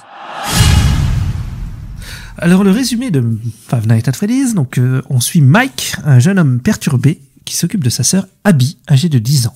Il est toujours hanté par la disparition jamais élucidée de son petit frère, survenue il y a une dizaine d'années. Récemment licencié, il a absolument besoin de retrouver un emploi pour ne pas perdre la garde d'Abby. Il accepte donc un poste de gardien de nuit dans un restaurant désaffecté, le Freddy Fazbear Pizzeria. Ouh, et oui, le nouveau film d'horreur de la semaine. Bah, adapté des jeux vidéo. Tu y as joué ou pas du tout Pas du tout. Ah, pareil. C'est compliqué. C'est un jeu qui est sorti en 2014-2015 où il y a un personnage qui a très peu de déplacements et qui en fait se base sur des caméras de vidéosurveillance dans une pizzeria, je crois que c'est ça. Hein. Et le tout premier jeu, ouais. Et qui doit passer 5 nuits pour échapper à des animatronics littéralement. Et donc voilà, on se retrouve. J'ai vu quelques trucs sur la production. J'ai vu déjà c'est une production Blumhouse. Hein, Blumhouse, ce qu'on fait Paranormal Activity, voilà, des films pas chers qui ont rapporté beaucoup. Bah voilà, il y en a 50 000. Et il a été annoncé il y a 7 ans le film, en vrai. Il a été annoncé il y a 7 ans. Ouais, c'était un enfer de production apparemment. Et Chris Columbus, donc le réalisateur des 2 premiers Harry Potter, il était attaché au projet pendant longtemps, mais il est parti pour désaccord du coup créatif avec le studio. Donc voilà. Ça aurait été bien. Ouais. Et bah, est-ce que c'était pour le mieux ou pas? Ça, tu vas me dire. Est-ce que Five Nights at Freddy's, est-ce que c'est le film d'horreur du mois? De l'année. Oui, de l'année même. Écoute, c'est un manga, il est incroyable. Non, c'est pas bien du tout. C'est pas bien du tout. Qu'est-ce qu'on en je comprends pourquoi il s'est barré. Parce que ce qu'on a donné, si c'était ça, bah c'était nul, quoi. Moi, je me serais barré aussi. Voilà. Il est pas content, Istal. Non, mais j'ai vu que le film, en France, il est interdit au moins de 12 ans. Et je me demande pourquoi, parce qu'en fait, quand tu dépasses 12 ans, je pense pas que t'as peur de ça, parce qu'en fait, le film, il fait pas peur, quoi. C'est censé être un film d'horreur, ça fait pas peur du tout. Je veux dire, même sans faire du gore, tu peux faire plus peur que ça, là, c'est abusé. Bah, en fait, je sais pas si le film, il a peut-être été fait pour pas être PG, parce qu'en fait, toutes les mises à mort, c'est toujours la même chose, du coup, dans le film, où il y a des screamers nuls, comme chaque film d'horreur nul, mais il y a des moments où il y a des attaques, du coup, c'est des espèces d'animatronics, robots qui attaquent des personnes, et en fait, on les voit arriver, et ça coupe. Genre, c'est en mode, hop, ils vont le faire d'écouter, hop, ça coupe, et ça passe à quelqu'un d'autre, puis hop, ça coupe. Enfin, et à chaque fois, c'est la même mise en scène qui est nulle à chier, quoi. Et t'as juste un moment, il faut un truc avec une ombre. Oui, bon, enfin, franchement, c'est compliqué, quoi. T'as peut-être un point positif à relier au film, quand même? Un point positif? La gamine. Elle joue pas trop mal. Ah ouais, tu trouves? Non. Ah, moi, je trouve pas, mais ok. Après, c'est une gamine, faut pas lui tomber dessus. Ouais, c'est une gamine, bon. Mais je trouve que elle est plus intéressante que le perso principal, au moins. Voilà. Putain, on en parlera, ça. Mais moi, je trouve les animatronics, en vrai de vrai. Bon, oui, ils sont mal filmés, voilà. Mais pour le coup. Ils sont stylés. Ils sont pas moches, tu vois. Enfin, ils se respectent bien, ceux des jeux, ils sont pas dégueux. Voilà. Ouais, c'est tout ce que j'ai trouvé. Il y a un vrai problème avec les films, c'est qu'il faut connaître le lore, parce que, par exemple, comment tu sais que le Freddy, là, dans la maison, c'est pas le même que le Freddy dans le restaurant? C'est quand même un truc de fou, ça. Mais c'est vraiment ça, parce que moi, il y a plein de moments, je pense que les fans, ils ont pas mal de clins d'œil, parce qu'apparemment, il y a pas mal de clins d'œil au truc, il y a pas mal de trucs, mais il y a des trucs, ouais, c'est très énigmatique, quoi. C'est ce qui se passe, comme ce moment-là, quoi. Et même même par rapport au lore du truc, il y a un méchant dans l'histoire et tout. Enfin, tout est amené de manière bizarre parce que déjà le montage il est complètement hasardeux. Enfin, tu sais, t'as des scènes, on sait pas ce qu'ils foutent là. Enfin, vraiment, il y a des moments où on est à la pizzeria, puis après on n'est plus à la pizzeria pendant 30 minutes. Enfin, c'est très bizarre ce film. Déjà, la pizzeria, faut en parler. Comment tu veux créer une ambiance dans cette pizzeria hantée si on n'y est jamais? Franchement, on n'est jamais dans la pizzeria. Bah, on y est 5 nuits. Non mais attends, on y est 5 nuits. La première nuit il dort, la deuxième nuit il dort. Ah ouais, non mais il y a que la 5e où il se passe un truc. Hein. Et en fait, il se passe rien. Il y a pas d'ambiance. Tu sais, moi, tu le vois en plus, il est vraiment dans la même position que dans le mec dans le jeu. Il regarde des caméras de surveillance. Et tu sais, tu peux te dire, bah il va jouer avec ça. Tu sais, il va voir des trucs bouger la première nuit. Ça va peut-être l'attaquer. Il va se cacher. Non, rien. Rien du tout. C'est vrai qu'il se passe rien. Il fait que dormir et tout. Ouais, il fait que dormir. C'est vraiment le film d'horreur le plus nul. C'est il va se passer un truc. Non, il dort. Il dort juste et c'est tout quoi. Enfin voilà quoi. Et même le film, il est trop sérieux en fait pour ce qu'il est. Ouais, il est pas fun quoi. J'ai l'impression qu'il essaye vers la fin. Il essaye un peu plus, mais. Non, mais c'est parce que c'est n'importe quoi le dernier tiers du film. C'est parce que ça part en couille, mais c'est pas fun, tu vois. Moi je me dis putain, t'as des animatronics et tout. Au pire, tu fais un truc fun décomplexé, complètement débile, voilà. Mais fais-le vraiment quoi. Et là, d'ailleurs, le film c'est même pas vraiment un film d'horreur. En vrai, c'est plus un thriller. C'est plus un thriller et plus un mélodrame familial. Parce qu'il y a plus de scènes de mélodrame familial que de films d'horreur quoi. Parce qu'on a une thématique sur le deuil dans un film d'horreur encore, parce que tous les films d'horreur ils ont une thématique sur le deuil. Je ne sais pas pourquoi là, ces dernières années, tu vois, c'est que bah comme La Main, comme Croque-Mitaine, toujours ils ont cette thématique là familiale, enfin sur le deuil d'un membre qui est mort. L'Exorcisme Dévotion c'était la même chose aussi. Enfin c'est vraiment toujours ça quoi. Et moi je trouve que les acteurs ils jouent pas bien, je crois qu'ils sont mal dirigés je pense. En fait oui, je pense aussi parce que je pense pas qu'ils soient mauvais en soi, genre Josh Hutcherson, je pense je pense pas que ce soit un mauvais acteur, et Elizabeth Lale qu'on a pu voir dans la première saison de You, je trouve pas que c'est une mauvaise actrice non plus, tu vois. Mais je pense qu'ils sont pas dirigés, ils sont avec une réalisatrice de façon qui est pas très expérimentée, je pense que voilà, il y a pas de il a pratiquement rien fait. Ouais. Et de toute façon quand tu vois leurs personnages, t'as pas envie de t'impliquer quoi, parce qu'ils sont vraiment nuls à chier quoi. Leur personnage c'est vraiment pendant 2 heures t'as le personnage principal et la flic du coup qui parlent de leur trauma et ils sont là à étaler leur trauma. Donc moi il m'est arrivé ça quand j'étais, puis moi il y a eu aussi ça. On s'en fout franchement les gars, on a d'autres trucs Five Nights at Freddy's, arrêtez de vous prendre la tête pour des trucs comme ça quoi. Oui non mais c'est compliqué ce film, enfin c'est très plat quoi, il y a rien en fait. Ouais, mais il dure 2 heures le film. Il est long et il raconte rien, c'est assez ouf hein, de faire il y a tellement d'intrigues qui sont mal montées les entre elles quoi, il y a aucune cohérence entre les scènes. Enfin t'as une intrigue où le gars, du coup on apprend qu'il a un trauma avec son frère, qu'il doit s'occuper de sa sœur, qui en même temps sa tante, elle veut s'emparer de sa sœur. Et en même temps il se retrouve dans une pizzeria où il y a un truc d'horreur, il a des rêves traumatisants vis-à-vis de son frère, il y a une flic qui arrive, qui cache quelque chose, mais enfin c'est bon quoi. Genre lâchez-moi la grappe. Tu vois, dans toutes ces intrigues, je pense l'intrigue de la flic qui arrive, la flic tu peux la supprimer du film. Franchement, ça sert à rien mais rajouter. Non, il y a une révélation à la fin. Mais elle est oh non mais s'il te plaît quoi. Non mais la pire révélation du monde avec cette flic quoi, t'as l'impression qu'elle est rajoutée au forceps. T'as l'intrigue de la tante qui engage des gens pour défoncer sa pizzeria et s'accaparer sa fille.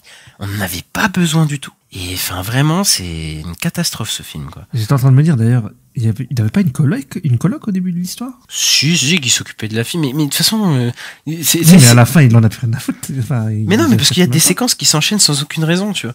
J'ai aucune raison d'avoir tout ça quoi. Ah non mais si la babysitteuse elle est dans le coup. Oui mais bon elle se fait buter. Ah oui, on n'a pas on s'en fout, il s'en fout. Ouais, genre il y a pas de nouvelles, il s'en bat les couilles. C'est n'importe quoi. Et je sais aussi que le lapin jaune là, c'est aussi une ref au jeu. Mais oui, bah on connaît pas donc. Le Big Boss. Oui, bah ça arrive comme un cheveu sous la langue pour ceux qui ont pas les. Je dis un cheveu sous la langue, je crois que c'est pas du tout. Oui, c'est un cheveu sous la langue. C'est pas du tout la bonne expression.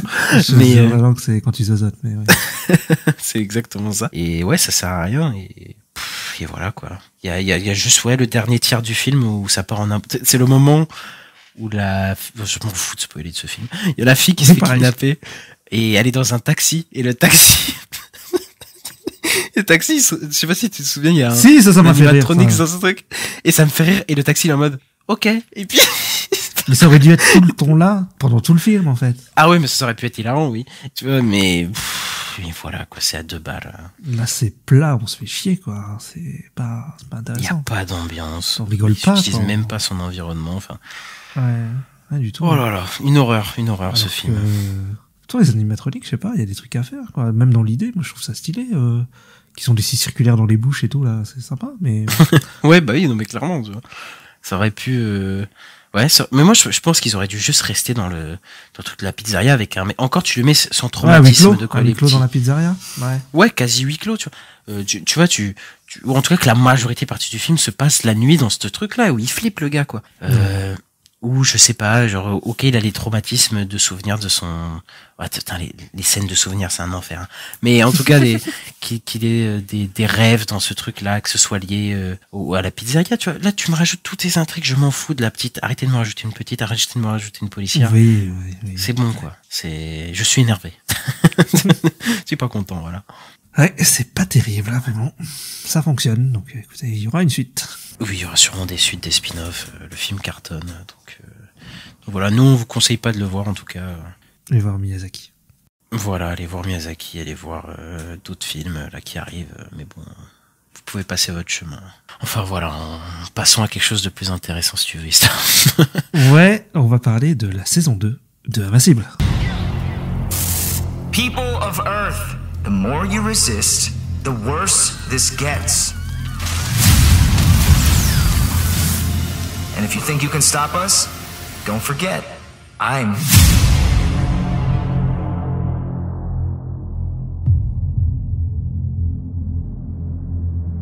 Alors Invincible, la nouvelle série de super-héros de Amazon, du coup d'animation, la deuxième avec The Boys, puisque The Boys c'est aussi une série de super-héros. Et ben on reprend, on va peut-être parler de notre avis sur la saison 1. Moi j'avais beaucoup aimé la saison 1 déjà, parce que pour le coup elle a un côté The Boys dans le côté défonçage de tête, le sang...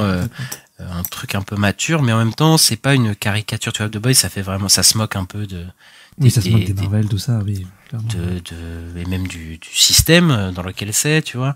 Ouais. Et là pour le coup oui, ça reprend des trucs, il y a clairement des inspirations de partout, de la Justice League, voilà, mais en même temps ils en font une vraie histoire, tu vois. C'est un vrai sérieux, tu vois. C'est pas c'est pas un truc méta, tu vois. C'est un truc vraiment voilà de super-héros de sérieux. Et moi j'avais beaucoup aimé ces intrigues dans la saison 1 de personnages qui sont pas manichéens pour le coup, de personnages hyper attachants, de développement intéressant sur ce que c'est d'être un super-héros avec un vrai ton sérieux. Et bon, il y a des moments d'humour, mais c'est très léger. Et ouais, enfin moi j'avais beaucoup aimé la saison 1. Toi Ista, je pense que t'avais beaucoup aimé aussi. Oui, moi j'avais adoré la saison 1.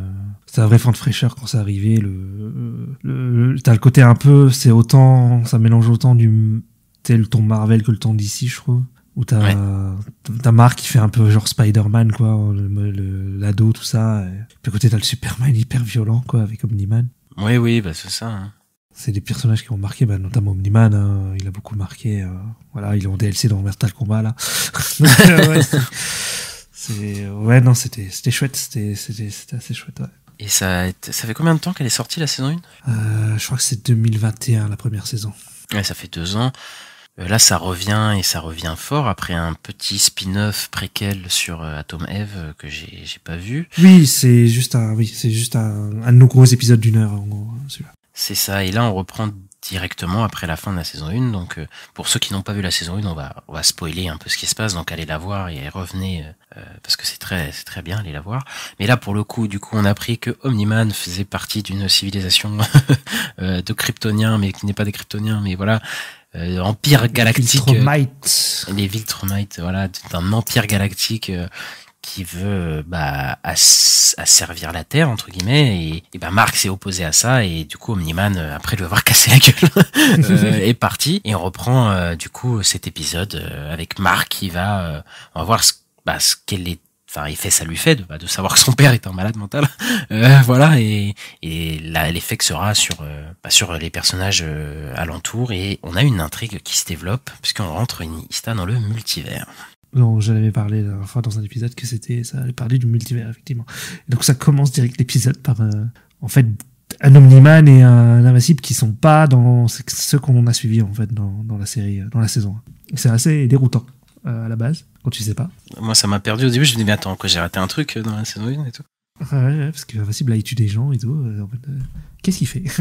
Qu'est-ce qui se passe? Ah, c'est ça, ce serait dans un univers où Invincible est lié avec son père, hein, tout simplement, quoi. Ouais, c'est ça. Et il y a un nouveau personnage qui débarque, qui s'appelle, je sais plus son nom, Eric... Celui qui est dans le multivers, là, qui fait les portails et tout? C'est ça, mais Eric quelque chose, je sais plus son nom, qui...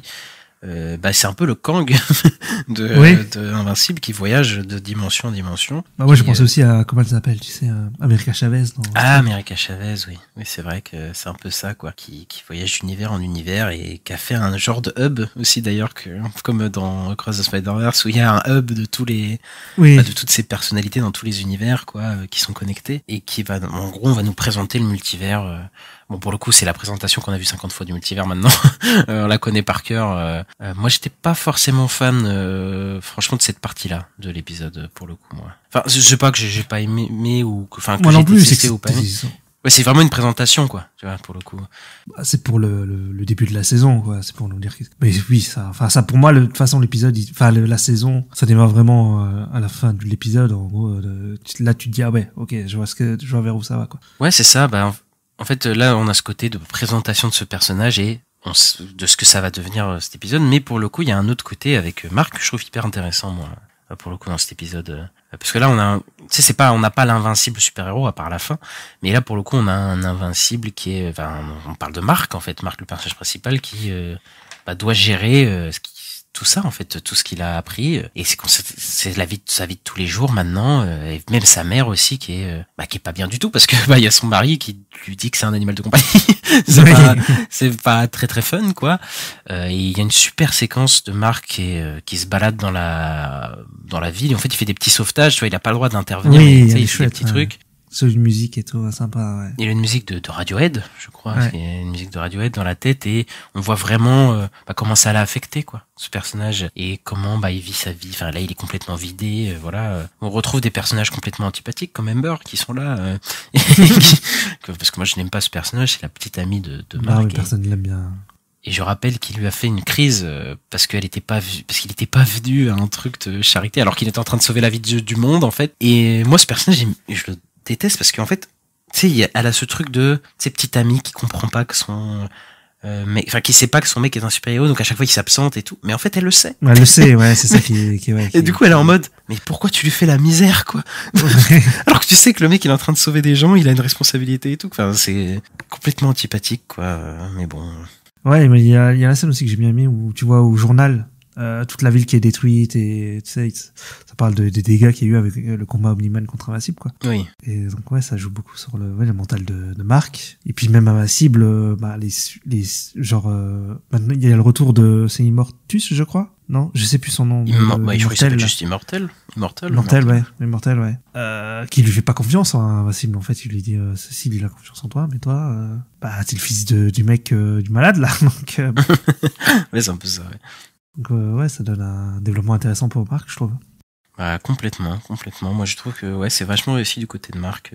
Et à la fin, malheureusement, il va encore se retrouver dans la merde parce qu'il va encore provoquer malheureusement un truc malgré lui qui fait que je pense que toute la saison va être un problème avec le personnage qui fusionne avec toutes ces personnalités et qui malheureusement va devenir méchant, je pense. En tout cas, va péter un câble. De toute façon, oui, en fait, il a tous les souvenirs de ce que j'ai compris, il a tous les souvenirs de tous les autres mecs comme lui, quoi. Et donc, il voit qu'Invincible, c'est un méchant dans tous les autres univers, en fait. Moi, j'ai pas compris ça comme ça, moi. Ah ouais? Moi, j'ai compris que, de toute façon, il a pas pu finir, en fait, l'expérience, en fait. Il a pas pu finir son expérience et en fait, je crois qu'il va avoir plusieurs personnalités qui vont popper dans sa tête, en fait, de tous ces lui, tu vois. Et je pense que ça, par contre, ça par contre, c'est n'importe quoi, par contre. Je trouve parce que le mec construit une machine. Il veut se faire un truc. Pourquoi il le fait dans cet univers, dans un endroit pas safe? Mec, t'as tous les univers du monde, où pour construire ta machine, va dans un truc où il y a pas de super-héros, je sais pas, ou va dans un truc où t'es sûr qu'il y a personne qui va intervenir et te faire chier, quoi. Enfin, c'est très bizarre, tu vois, ce moment-là, je me suis dit, mais il est un peu con, le personnage, enfin, bref.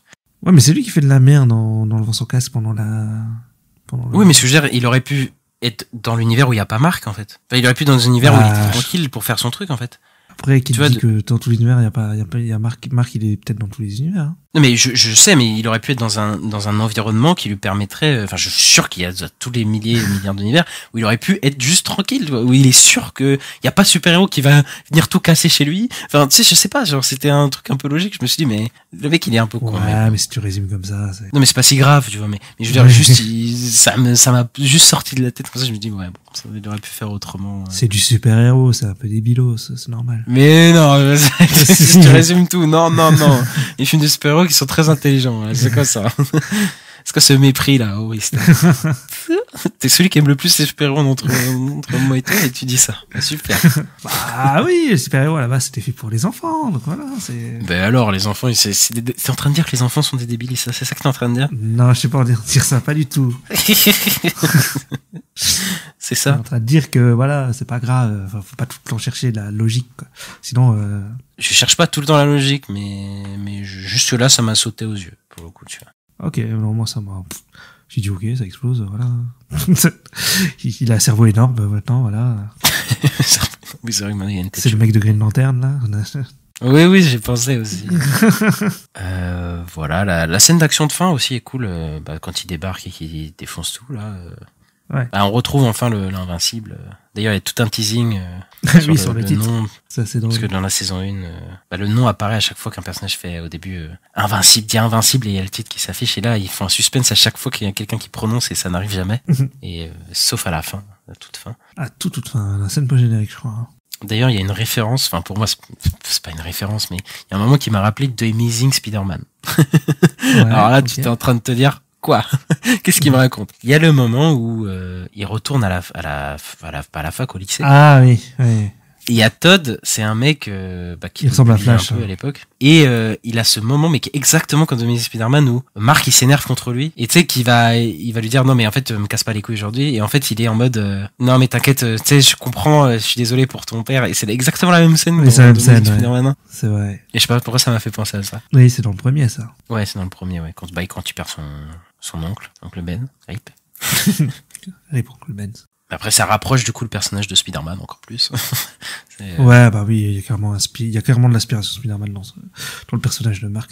Moi, voilà, c'est à peu près tout ce que j'ai pas grand chose, juste que c'est bien, en fait, c'est dans la continuité de la saison 1. Ouais, c'est bien. Après, c'est le début, quoi, donc, pour l'instant, l'intrigue est pas développée de ouf, quoi, mais ça va mais ouais, je suis curieux de voir la suite, quoi. On a que 4 épisodes, d'ailleurs, enfin, c'est 8, la saison est composée de 8 épisodes, mais elle est séparée en 2. On a que 4 épisodes, parce que je sais pas quand la deuxième partie sera diffusée, mais la première partie, c'est 4 épisodes, du coup, on en a pour un mois. Ouais. Et, Rex, deuxième partie, on sait juste que ce sera l'année prochaine. Qu'est-ce qui est insupportable? Non, je dirais Rex, c'est toujours insupportable. Ah, Rex, oui, bah oui, ça. Voilà, c'est toujours chiant, mais c'est tout. C'est Rex, quoi. Voilà, c'est Rex. Perso préféré. Que pour toi, hein. Bon, on va continuer dans les super-héros. Là, on va faire 3 trucs de super-héros d'affilée. Ouais. On reste sur Amazon, puisqu'on va parler de la fin. On va faire un petit bilan, parce que le dernier épisode est sorti de Gen V.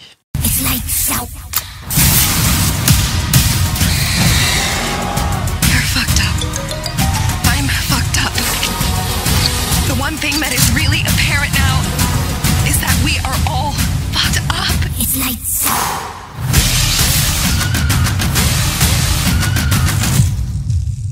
Donc dans le dernier épisode de Gen V, donc on a suivi un peu Indira qui voulait transmettre un virus pour tuer les super-héros. Et donc les personnes qu'on suit, donc Kate, Marie, tout ça, ils sont au courant et ils finissent par buter Indira. Enfin Kate tue Indira, elle a fait se suicider. Et on avait l'air de voir 2 clans qui se formaient, donc un plutôt avec Sam et Kate et l'autre côté avec Marie et André et Jordan et Emma. Voilà.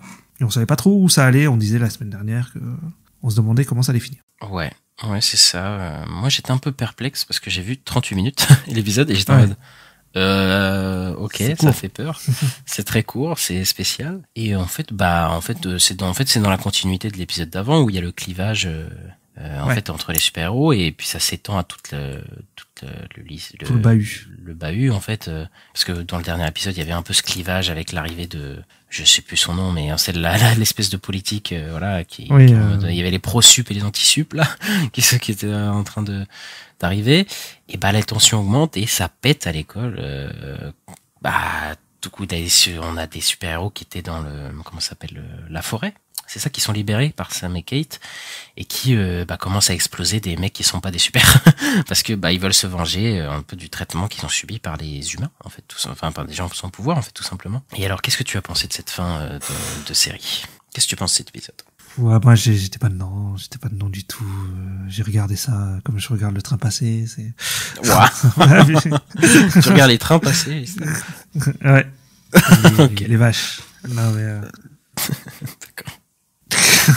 Non, mais je crois que j'ai du mal avec Kate et Sam. J'accroche pas trop. Ils m'ont énervé plus qu'autre chose. Ah ouais? Ouais, j'y arrive pas. Et Marie, je la trouve creuse, et André, je le trouve creux. Donc bon, moi, tous les persos, j'ai du mal. J'ai beaucoup de mal avec cette série. Je la trouve assez moyenne, en vrai, au final. Et ouais, j'ai pas accroché de plus que ça à l'épisode. Ça m'a pas pris. Voilà, quoi. Y a aucun moment qui t'a...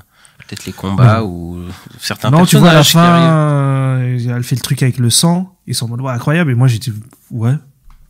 J'étais en mode, ouais, j'ai déjà vu ça, moi. Je trouve pas ça fou. Il y a un enchaînement à la fin, quand même, qui est assez fou, moi, je trouve. Je trouve l'épisode, voilà, j'ai beaucoup aimé l'épisode, mais il est un peu rushé pour le coup. Enfin, même les deux derniers épisodes sont un peu rushés dans les enjeux et tout. Mais alors, à la fin, quand t'enchaînes Kate qui se fait péter le bras. Oui. T'as les combats et tout. T'as Homelander qui arrive. Après, ils se font tous défoncer.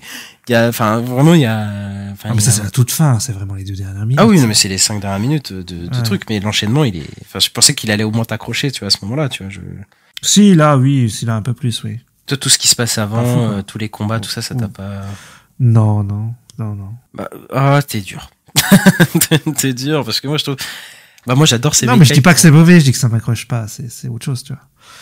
En fait, j'accroche pas au personnage, donc je peux pas m'investir si le personnage. Je comprends. Tu vois. Il y a un gros bain de sang sur du Rihanna en plus. Non, il y a un gros bain de sang sur du Rihanna à un moment. Ah, ouais, mais moi j'aime pas Rihanna, donc. Alors là, c'est pas un truc, vous voyez, c'est une amitié qui vient de se briser entre moi et Estelle juste à cet instant précis. Désolé, c'est pas mon genre de musique. Mais il y a pas, c'est ton genre de musique ou pas, c'est Rihanna. Non. Oh là là. Je t'ai dit, je suis chiant sur la musique. T'es pas chiant, t'es métalleux là. T'es rocker là. C'est ça que t'es. Oui, donc chiant, ça va. C'est toi qui l'as dit, c'est pas moi. Bon, pour en revenir à GNV, moi je trouve Kate et Sam, c'est les meilleurs personnages de la série, donc je suis déçu que tu ne les aimes pas. Moi je les trouve super, c'est ceux qui ont le meilleur développement, je trouve.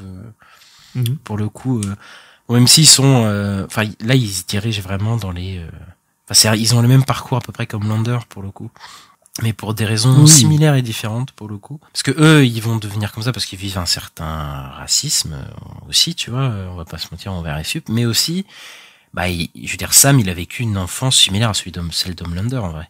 Enfin, tu sais, Homelander, on sait qu'il a vécu dans un labo. Ouais, voilà, bien sûr, c'est le même genre et Sam, c'est un peu ça, quoi. Bon, après, et du coup, c'est un peu normal que ces deux-là, qui se sont fait manipuler par des humains, soient un peu en mode, fuck les humains, en fait. Enfin, tu sais, nous, Ouais, mais ils butent tout le monde, ils butent pas que les humains. De ce que j'ai, non? En fait, ils butent surtout les humains, mais après, s'il y a des super Oui, après, il y a des super qui veulent les arrêter, ils vont les attaquer, mais ils butent des humains, principalement. Tu sais, il y a même ce mec qui sort de la forêt, il dit, toi, t'es un sup? Il fait ouais. Oui. T'es un sup? Non. il le tue, quoi. Et donc voilà, quoi. Puis je trouve qu'il y a des super discussions. Surtout Sam, il a son truc où il voit son frère qui est un peu.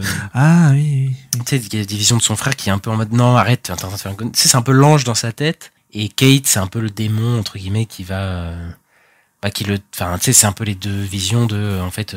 Soit on bute tous les humains ou pas, et malheureusement il va choisir Kate, et donc il va être complètement team Homelander, et je pense que voilà, par la suite on va en parler, mais je pense soit dans The Boys, soit dans la suite de GNV, la saison 2, il va être à fond dans ça, quoi, pour buter les humains et tout, quoi. Ouais. il a une discussion super avec Emma. Bah, c'est la dernière discussion qu'ils ont entre Oui, mais je trouve Emma touchante, mais lui il me saoule. Ah putain, moi j'aimais bien. J'aime bien leur relation. Je trouve que s'ils sont mignons tous les deux, mais là, du coup, bah lui, il est en mode radicalisation complète, quoi. Et d'ailleurs, le final de Sensen n'est pas trop mal réalisé parce que tu sais, il y a Emma qui pleure. Oui. Pas bien du tout. Et elle devient on voit qu'elle devient ouais. toute petite. Bon, j'ai pas trop compris pourquoi. Je pense qu'on saura plus. Bah, c'est par rapport à ses pouvoirs. Je sais pas si à chaque fois qu'elle est triste, oui. ici, ça va être compliqué. mais voilà, je trouve que les combats, ils ont des bons enjeux sur la fin. Enfin, moi, j'étais investi de fou. Après, malheureusement, les combats dans cette série, ils sont pas très bien réalisés. Ils sont pas. Je trouve que là, qu'ils sont très puissants visuellement, quoi. C'est pas très intéressant. Donc voilà. Après, je t'avoue que la fin, Kate qui se fait péter le bras, Homelander qui arrive. J'adore le moment d'ailleurs où il arrive parce qu'il y a la musique qui devient dissonante et genre ça fait un truc bizarre, genre c'est comme si c'était censé être une musique de Sauveur, sauf que en fait c'est pas le Sauveur, c'est Homelander qui arrive. Pas du tout. Ouais. C'est pas le bon truc. Et bon, voilà, en termes de charisme. Enfin voilà, Anthony Starr, il arrive en une scène, il est en mode tu crois que tu te prends pour qui toi d'un coup il te met une pression directe, ouais, de ouf, ça te calme quoi et voilà, mais en même temps il y a un truc qui me saoule, c'est que tout mène à la saison 4 de The Boys, mais du coup cette série devient nécessaire pour regarder en fait The Boys en fait. Bon, verra, ça on saura vraiment quand on aura vu la saison 4, mais oui, j'ai l'impression aussi, ouais. Bah ils ont annoncé il y a pas longtemps que ça se passerait directement après Ouais, quelques jours après, ouais. Et je vois pas comment ils vont mettre ça sous le tapis, hein. Genre ils vont forcément en parler de ce qui s'est passé, tu vois. Et d'ailleurs la scène post-générique, enfin on voit Butcher littéralement c'est vrai.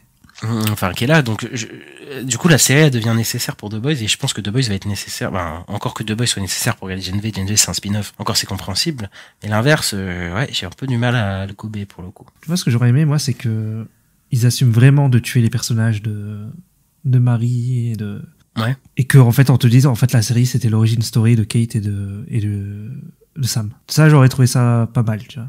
Mais en fait alors je vois ce que tu veux dire, mais ça m'aurait fait chier parce que je m'aurais dit mais toutes les relations entre les persos, enfin moi Marie je l'aime plutôt bien et surtout enfin Emma, moi enfin j'ai pas envie qu'elle meure, enfin non il y a encore des trucs à faire avec Sam, tu vois. Mais ouais je sais pas, moi je trouve que ça aurait été culotté quoi.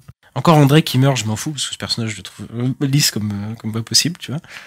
Et je crois que ouais, c'est le pire perso. Et tu sais, on l'apprend un truc à la fin avec son père que c'est transmissible, techniquement, la maladie de son père et tout. Je m'en fous, enfin, ça arrive trop tard. Tu sais, c'est des trucs où c'est pas intéressant, quoi. Mais bon, je sais pas où ils sont par contre, hein, à la fin. Hein.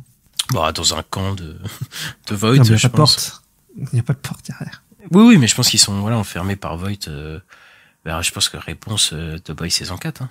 Et d'ailleurs, on voit à la fin que les Kate et Sam sont les nouveaux entre guillemets gardiens de Godolkin. Ils les ont fait passer pour les bons gars. Donc, ce qui correspond à ce que je pense Homelander va amener comme politique dans la saison 4, tu vois. Là, ça va être violent, je pense. Et donc, pour faire le bilan un peu de cette saison, moi je trouve que c'est moins bien que The Boys, voilà, je le dis, oui, c'est normal, tu vois, c'est surtout au niveau de la réalisation, je trouve que c'est très classique. Au final, il y a quelques moments qui ressortent, je me souviens les moments avec les Muppets, tu vois, les trucs comme ça. Oui. Mais sinon c'est très classique par moments, les interprétations sont moins bien que dans The Boys, même si bon, moi les ados m'ont convaincu, mais bon, t'es face à Karl Urban, à Anthony Starr, voilà, tu fais pas le poids, c'est sûr. Il y a un côté où les décors, voilà, ils sont pas très utilisés. Le côté fac, voilà, c'est pas très utilisé. Mais pour le coup, je trouve que la série elle démérite pas. Voilà, moi, je trouve que c'est pas un spin-off inutile, tu vois. Comme ça aurait pu, voilà, on aurait pu le croire. On a vraiment le point de vue des sups, vraiment sur le coup là, des super héros. Parce que dans The Boys, on a vraiment on a le point de vue de Starlight en vrai, mais qui se fait exploiter tout ça. Mais on a surtout le point de vue de Butcher et de Huey. Tu vois, c'est eux un peu qui vont driver tout ça. Et même de toute façon, toute leur team quasiment, c'était ouais, c'est des Boys, quoi. Et là, pour le coup, on a vraiment les super, on a des personnages que je trouve, moi, en tout cas, bien développés, pour la plupart, sauf André, que je trouve c'est une merde. Mais, et au final, tu vois, il y avait un truc que je trouvais, qui me faisait chier, c'était que Marie, elle était en retrait, dans certains épisodes. Mais en fait, c'est pas une série sur Marie, en fait. C'est une série assez chorale, au final, tu vois. C'est une série, en fait, c'est tous les personnages sont les personnages principaux de cette série. C'est juste qu'on suivait Marie pour entrer dans cet univers. Mais au final, non, Sam, il est important, Kate, elle est importante. Enfin, en fait, ils sont tous importants et ça, je trouve ça pas mal. Et ça développe bien la radicalisation de certains. Et ça utilise surtout, ça c'est le point fort de la série pour moi, c'est qu'ils utilisent bien les pouvoirs des jeunes pour développer les thématiques présentes à l'adolescence, la scarification, l'identité de genre. Ils les ont vraiment intégrés à cet univers-là et je trouve que ça marche super bien. Et je dirais pas que c'est une très bonne série, je trouve que c'est plutôt une bonne série, voilà, avec des défauts. Je suis plutôt satisfait, moi, en tout cas. Ok, bah tant mieux. Ça c'est gentiment pour dire, moi je trouve que c'est de la merde. Ah, moi j'ai l'impression de voir une version de Riverdale dopée aux hormones, quoi. Mais bon, c'est... Ce mec est fou. Voilà, je veux dire, c'est très grave de parler de Riverdale. Alors, c'est très méchant. Mais non, c'est pas méchant, c'est génial, Riverdale. Ouais, bon, allez. Ouais, moi c'est compliqué. Hein. Moi j'ai pas accroché à cette série, je le dis, voilà. Ouais, je sais pas, j'ai pas accroché au bah, je l'ai dit, de toute façon, j'ai pas accroché perso. J'ai pas réussi à m'investir dedans et le final, j'en avais un peu rien à faire. Donc ça a été compliqué, quoi. Donc, si Gen V saison 2 arrive, t'es pas sûr de regarder, quoi. Si, bah je regarderai parce que ça se regarde, c'est pas non plus horrible, tu vois, mais pour moi ça se regarde. Et voilà, mais je suis pas fan dedans, quoi. Ok, bah écoute, voilà, c'est notre bilan de Gen V. Moi, je vous le conseille. Ista un peu moins, mais voilà, il a un peu défoncé le garçon et le héron, il a un peu défoncé Gen V. Mais moi, je vais pouvoir défoncer le prochain épisode qui arrive de ce dont on va parler. Je rigole, évidemment, mais je pense qu'on peut passer à la suite, Ista. Ouais, on va parler de l'épisode 5 de Loki. Make the hard choice. It's him. You better run! War is on its way. Come on, you're the god of mischief.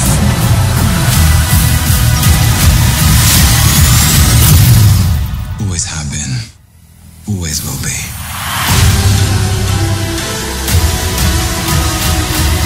A little over the top, don't you think? I thought it was spot on.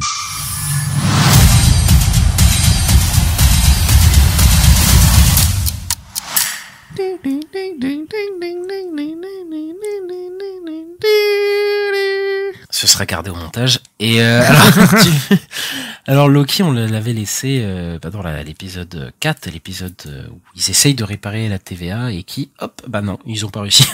Et donc du coup, on a un genre de flash. Et on se retrouve avec Loki qui est perdu dans le TVA tout seul et qui se retrouve à glitcher encore une fois et qui va se retrouver à devoir remonter une petite équipe, sa petite équipe pour entre guillemets essayer de réparer le fait qu'ils aient pas réussi à réparer le TVA, quoi, en fait, tout simplement, dans cet épisode. Et qu'est-ce que tu en penses, Ista? Ouais, bah là, par contre, moi, j'ai adoré l'épisode. Oui, j'ai vraiment beaucoup aimé l'épisode. Je trouvais ça cool de voir un peu la vie de chaque personnage qu'on suit, en gros, la team, la petite team, là, de la TVA. Je trouvais ça chouette. Bah, j'ai bien aimé, je sais pas, c'était cool, quoi. Ah, moi, je suis moins enthousiaste que toi. En fait, chaque épisode, j'ai pas de problème à les suivre, je pense, parce qu'ils sont très bien emballés, je trouve. La série, elle est vraiment bien. Elle est vraiment agréable à suivre, tu vois. Déjà, chaque intro de Loki est super, à chaque fois. C'est vrai, et à chaque fois ils font des intros, moi ça me met toujours bien. Genre, toujours une petite intro de quelques minutes. Là, Loki, il est perdu dans le TVA, en train de glitcher, il se demande encore qu'est-ce qui se passe, et boum, et après, voilà. Ouais, t'es en mode un peu what the fuck, quoi. Qu'est-ce qui se passe, ouais. Et d'ailleurs, avant d'aborder la série, je tiens à dire que nos prédictions étaient bonnes, parce qu'on avait dit que Loki ferait se réunir, essayer de voyagerait dans dans le temps et dans les univers pour essayer de choper chaque personne et de réunir son équipe. On avait dit ça et on avait raison. Pour le coup, là, je tiens à le dire. Et en fait, c'est des épisodes hyper bien emballés, parce que moi, je trouve que la mise en scène, elle est soignée. Tout le temps, dans tous les épisodes quasiment, il y a une très belle photo, toujours, une super direction artistique. Il y a un côté rétro dans les décors vintage. Même là, tu vois, quand il y a Ouroboros, ou même quand il va voir Sylvie, voilà, il y a une bonne DA, je trouve. Et il y a une bonne symétrie aussi dans les cadres à chaque fois, dans Loki et là. Ouais, oui, souvent ils font des trucs, oui. Et bah c'est ça entre guillemets qui me fait que je la trouve agréable, c'est qu'elle est créative visuellement cette série. Bah là il y a cette idée des spaghettis temporels et bah je trouve que ça marche super bien visuellement ces trucs là. Il y a une scène en plus musique, bah la scène où tout disparaît autour de Sylvie, où elle est dans la scène musicale et ça marche super bien parce qu'ils arrivent à mettre à l'image un genre de dimension qui est effacée dans le temps et je trouve que ça marche bien et ça fait des belles images et voilà, moi je trouve que visuellement ça se passe bien, il y a une bonne ambiance dans la série quoi. Mais après pour le reste moi j'ai l'impression que cette série elle est un peu vide. Elle est vraiment un peu vide. Il y a quelques sursauts de temps en temps, tu vois. Là pour le coup, après 5 épisodes, Loki, il y a un soupçon de développement de son personnage. Parce qu'il y a une discussion entre les deux Loki, donc entre Sylvie et Loki. Oui, au bar. Et qui est super parce que ça parle un peu de l'égoïsme de Loki, qui essaye de se persuader qu'il fait ça pour le bien commun, mais finalement, est-ce qu'il fait pas ça aussi pour lui parce que il veut, en fait, c'est ses amis en fait et qu'il a juste envie d'être avec ses amis. Et dans le TVA, il sait pas quoi faire d'autre en fait. Ça, c'était une discussion vraiment intéressante qu'ils ont eue pour le coup, tu vois. Même si, franchement, moi, j'ai du mal à y croire. Enfin, qui te dit que c'est ses amis et tout. Enfin, à part Mobius, les gars. Enfin, je veux dire, Ouroboros, il le connaît depuis 5 minutes. Ouais, bon, ça, on va dire que c'est Mobius, quoi. Ouais, parce que Mobius, il est vraiment ami avec. Ouais, mais non, il parle de ses amis et des autres, mais les autres, non, quoi. Enfin, c'est pas ses potes.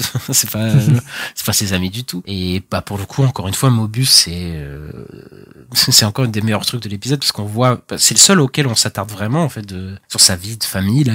C'est le perso secondaire de la série. Ouais, il y a une vraie alchimie entre eux et ouais, ils s'attardent vraiment sur lui alors que les autres, ils s'attardent pas du tout. Sur les autres, sur leur vie, ils s'en foutent, quoi. La B12, B15, je crois qu'elle s'appelle. B15, ouais. S'en fout, elle est dans un hôpital. D'accord. Ouais, d'accord. Le mec qui s'évade d'Alcatraz. Ok, il s'évade d'Alcatraz. Très bien. C'est une histoire vraie, tu sais ça? C'est le petit easter egg, c'est un vrai truc qui s'est passé. Tu sais comme ils avaient fait dans la saison 1? Avec le mec qui sautait de l'avion, là. Je me souviens pas de ça dans la saison 1. Je me souviens pas de ça. Enfin, bref. En tout cas, là, c'est un vrai truc. Il y a 3 mecs qui sont barrés d'Alcatraz et il y avait un mec qui s'appelait Franck. Et c'est pour ça qu'ils disent, ouais, Franck, c'est ça. Tu t'appelles pas Kazé, machin et tout. Mais il me semblait qu'ils étaient 4 pendant l'histoire. Mais Ah oui, peut-être. Je sais plus. Parce qu'il me semble qu'il y avait 4, il y en a un qui a été retrouvé, il y en a 2 qui ont disparu. À jamais. Donc, ok, d'accord. Et enfin, on sait pas s'ils sont échappés, pour le coup, tu vois. Mais du coup, ça aurait été marrant qu'ils disent qu'en fait, ils soient dans le temps, tu vois, ils se soient fait choper par Loki, tu vois. Et qu'en fait, c'est pour ça qu'on l'a jamais retrouvé. Je pense ça aurait été sympa. Oui, c'est possible. Mais du coup, l'autre, il a pas disparu. Donc bon, enfin bref, tu vois. Non, en vrai, c'était un clin d'œil intéressant, tu vois. Mais j'ai l'impression que cette saison, il y a pas de conséquences, tu vois. C'est une boucle, en fait. Donc, oui, ça, en fait, le concept de la saison fait que aussi, comme c'est des boucles. En fait, mais je pense qu'il y a une grosse conséquence au final. Dans le final, il y aurait un gros truc, je pense. Ouais, mais c'est un peu tard parce que pour moi, on a ce truc de, dans l'épisode 4, on se retrouve comme dans l'épisode 1, à devoir réparer le truc du TVA. Ils y arrivent pas, mais au final, dans l'épisode 6, on va se retrouver comme dans l'épisode 4, qui est comme dans l'épisode 1, à devoir réparer le TVA, qu'ils réussissent ou non, tu vois. Et en fait, j'ai un problème, c'est que, en fait, encore que ce soit une boucle et que tu retrouves toujours la case départ, pourquoi pas. Mais en fait, je me pose la question sur 5 épisodes, qu'est-ce qui s'est passé? Enfin, l'intrigue de Kang et du multivers, elle a pas avancé. Enfin, elle a pas avancé du tout, quoi. Et même au niveau des personnages, je trouve pas qu'ils aient avancé vraiment. Genre, encore, tu me dis, dans les 5-6 épisodes, ok, on se retrouve au final au même point. Mais si les personnages, ils ont évolué, moi, je trouve pas qu'ils ont tant évolué que ça, les personnages. Enfin, que ce soit B15 et tout, à part Mobius. Ok. Mobius, je trouve que pour le coup, là, il y a un vrai truc avec lui. Où là, je pense que même j'en parlais, même dans les épisodes précédents, que je trouve que il apprend à apprécier la vie, tout ça, etc. Mais Loki, je le trouvais en stand-by, quoi. Il y a que vraiment dans cet épisode où je trouve qu'il y a un peu d'évolution. Sylvie, pareil, en stand-by. B15, voilà. Et Ouroboros, je le trouve vraiment cool comme personnage. Mais encore une fois, je trouve que voilà, c'est un personnage secondaire drôle, mais c'est tout, quoi. Donc je comprends. C'est plus que ça, quand même, Obi. Non, mais je le trouve cool, tu vois, mais je trouve pas qu'il y ait une évolution. Non, mais ça va être le créateur du TVA, quand même, dans l'idée. Oui, mais enfin, je veux dire, c'est ce qu'il est déjà, plus ou moins, tu vois. Enfin, je veux dire, je trouve pas que, en tout cas, dans son personnage, il y a une évolution, un vrai truc. Parce que moi, voilà. Là, la saison raconte la création du TVA, en fait. Oui, mais je veux dire, là, moi, j'ai rien appris de nouveau, tu vois, que ce soit sur les personnages, quasiment, ou sur l'univers en général. Moi, toute cette saison, elle me semble un peu vaine. Ouais, voilà, pour le coup. Je sais pas, encore, il reste un épisode, mais c'est vrai qu'on fait un peu du surplace. Après, je trouve que les épisodes, ils sont plaisants à regarder, mais ouais, c'est un peu. Je trouve que ça fait un peu du surplace. Ok. Ouais. Moi, je trouve pas. Voilà. Mais ouais, je sais pas. Moi, j'ai pas cette impression-là, en fait. J'ai pas cette impression de sur place ou que ça raconte rien, tout ça. Non, je trouve pas que ça raconte rien, mais juste que ça tourne en rond, en fait. Enfin, genre, il y a pas de changement clair ou quoi, tu vois. Alors, dans la saison 1, on a vraiment une évolution de tous les personnages. Loki, il a une évolution. Sylvie, il a une évolution. Mobius, il a une évolution. Même B15, elle avait une évolution et tout ça. On découvrait le TVA. Et même à la fin, on avait celui qui demeure. Voilà, on avait une vraie conséquence. Ça devait mener sur la guerre multiverselle. Ici, j'ai l'impression que si t'as pas vu la saison 2 de Loki, t'as rien loupé. Enfin, vraiment. Le final, avant de dire ça, parce que moi, je suis pas non, mais sûr, peut-être que le final, tu vois, ils vont, mais le truc, c'est que le final, j'ai peur qu'ils me disent, à la fin, c'est la guerre multiverselle qui arrive. Et je suis en mode, ouais, mais la saison 1, c'était déjà ça, quoi. Enfin, c'était déjà ça, la fin. C'est ça ta théorie de fin? Non, mais en fait, je sais pas ce qu'ils vont dire. Mais, au pire, tu vois, mais ça serait, le problème, c'est que ça serait une série qui a juste annoncé ça, quoi, pour moi. Ce serait juste le fait marquant, c'est que ça a annoncé, je sais pas, Doom. Je sais pas, ça aurait annoncé quelque chose. Je suis sûr que ça va finir sur un truc marquant, la saison 6. L'épisode 6, voilà, il va y avoir un bouleversement et tout. Mais c'est le seul truc qu'il y aura dans cette série pour moi que je vais retenir, quoi. Ouais, ok. Je suis dur, c'est ça. C'est moi qui te trouve dur. Ouais, voilà, c'est ça. Je savais. Et ben voilà. Mais encore une fois, c'est pas nul. Genre, oui, non, mais je vois ce que tu veux dire. C'est vrai que Sylvie est très secondaire dans cette saison. Je suis d'accord quand même. Bon, après, c'est surtout Loki et Mobius, quoi, toute la saison. Et le TVA. En fait, pour moi, la série est très centrée. En fait, ça devrait même peut-être plus s'appeler le TVA que, tu vois, le TVA saison 1 que Loki saison 2. Mais, ouais. Je trouve ça un peu dommage, mais encore une fois, je déconseillerais pas aux gens de la regarder, tu vois. Ouais, ok. Oui, ça reste plaisant, comme tu dis, ouais. On en parle du pouvoir qu'il a à la fin ou... Parce que c'est quand même... oui, ça c'est un truc pas mal, ouais, c'est qu'il peut voyager dans le temps, quoi. C'est quand même assez fou. Mais je sais pas s'il peut voyager dans les univers ou s'il peut voyager dans le temps. Bah, tu sais quoi, moi je pense que ça va, tu veux savoir, moi je pense que ça va finir, la série, que Loki ça va être celui qui demeure. Que Loki il va reprendre le trône, quoi, de celui qui demeure et gérer les timelines. Je pense que ça va être ça à la fin. Donc on n'a pas de guerre multiverselle, c'est fini. Je sais pas ce qu'il va en faire. C'est le mec. Ok, ouais, peut-être. Parce qu'il y a, sur le poster, il y a une affiche où il est en toge verte et tout, ça ressemble beaucoup à celui qui demeure, qui est en toge violette, quoi. Tu vois. Ok, ouais, peut-être il finirait sur ça, ouais. Je vois un truc comme ça, tu vois. C'est pour ça que je dis, si c'est ça, bah, il sera important, genre, on va peut-être le voir dans Avengers comme ça, en mode, il gère les timelines et tout. Tu vois, donc, oui, bah après, c'est censé, enfin, là, tout mène à ce que ce soit un personnage clé de Kang Dynasty, tout ça, quoi. Et voilà. Est-ce que on verra tout ça de toute façon la semaine prochaine? On en reparle, on fera le bilan de Loki. Ouais, on verra ce qui se passe avec les spaghettis. C'est ça. Et avant d'attaquer la partie chronique box-office, tu vas nous parler d'une série, enfin d'un nouvel épisode de ta série préférée.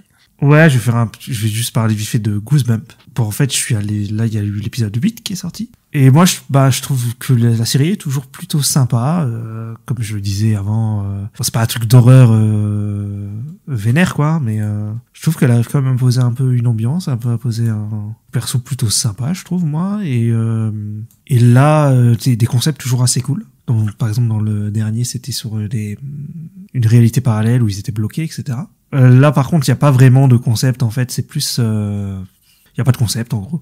Et juste, en fait, ça, je trouve que l'épisode, il faisait très fin de saison. Et je me dis, c'est bizarre, ça fait fin de saison, franchement, l'histoire du méchant et tout, elle est finie, et ça faisait très bizarre. Je dis, ah ouais, ça, on dirait une fin de saison, quoi. Et non, il reste 2 épisodes. Donc, je me demande ce qui va se passer, et je suis curieux de voir comment ça va se finir, parce que voilà, je trouve ça plutôt sympa, sans être incroyable, mais, si vous voulez regarder un petit truc sympa, bah, je vous conseille Goosebumps. Voilà. Et bah ok, ouais, moi j'ai pas pu continuer parce que bah j'ai te faire regarder 50 000 trucs, mais ouais, de toute façon c'est la dernière ligne droite là, de toute façon. Oui, il reste plus que des épisodes, ouais. Ça se dessine un peu quand même. Bah je t'ai dit, là en fait, non, ça se dessine pas parce que pour moi c'était fini là. Ça fait très fin de saison, fin de série. Tout le monde est mort. En gros, non, mais en gros le méchant, bah c'est fini son histoire, quoi. Mais il y a un trailer des 2 derniers épisodes à la fin de l'épisode. Où tu les vois au début, ils sont en mode bah, tout va bien, quoi. Mais bon, il y a l'air d'avoir un truc qui va se passer. C'est bizarre. Ouais, c'est très bizarre. On passe à la partie box-office. Donc on va faire le top 5 box-office de la semaine.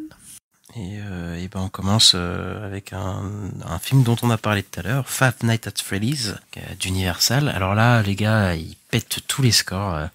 Il vient de dépasser la barre des 100 millions de dollars en domestique. Il a rapporté 19,4 millions ce week-end. Il a dépassé la barre des 200 millions de dollars au niveau mondial. Et donc il devrait finir sa run à entre 320 et à 360 millions de dollars dans le monde, ce qui ferait de lui le film le plus rentable de l'année en termes d'horreur, il me semble. Donc ouais.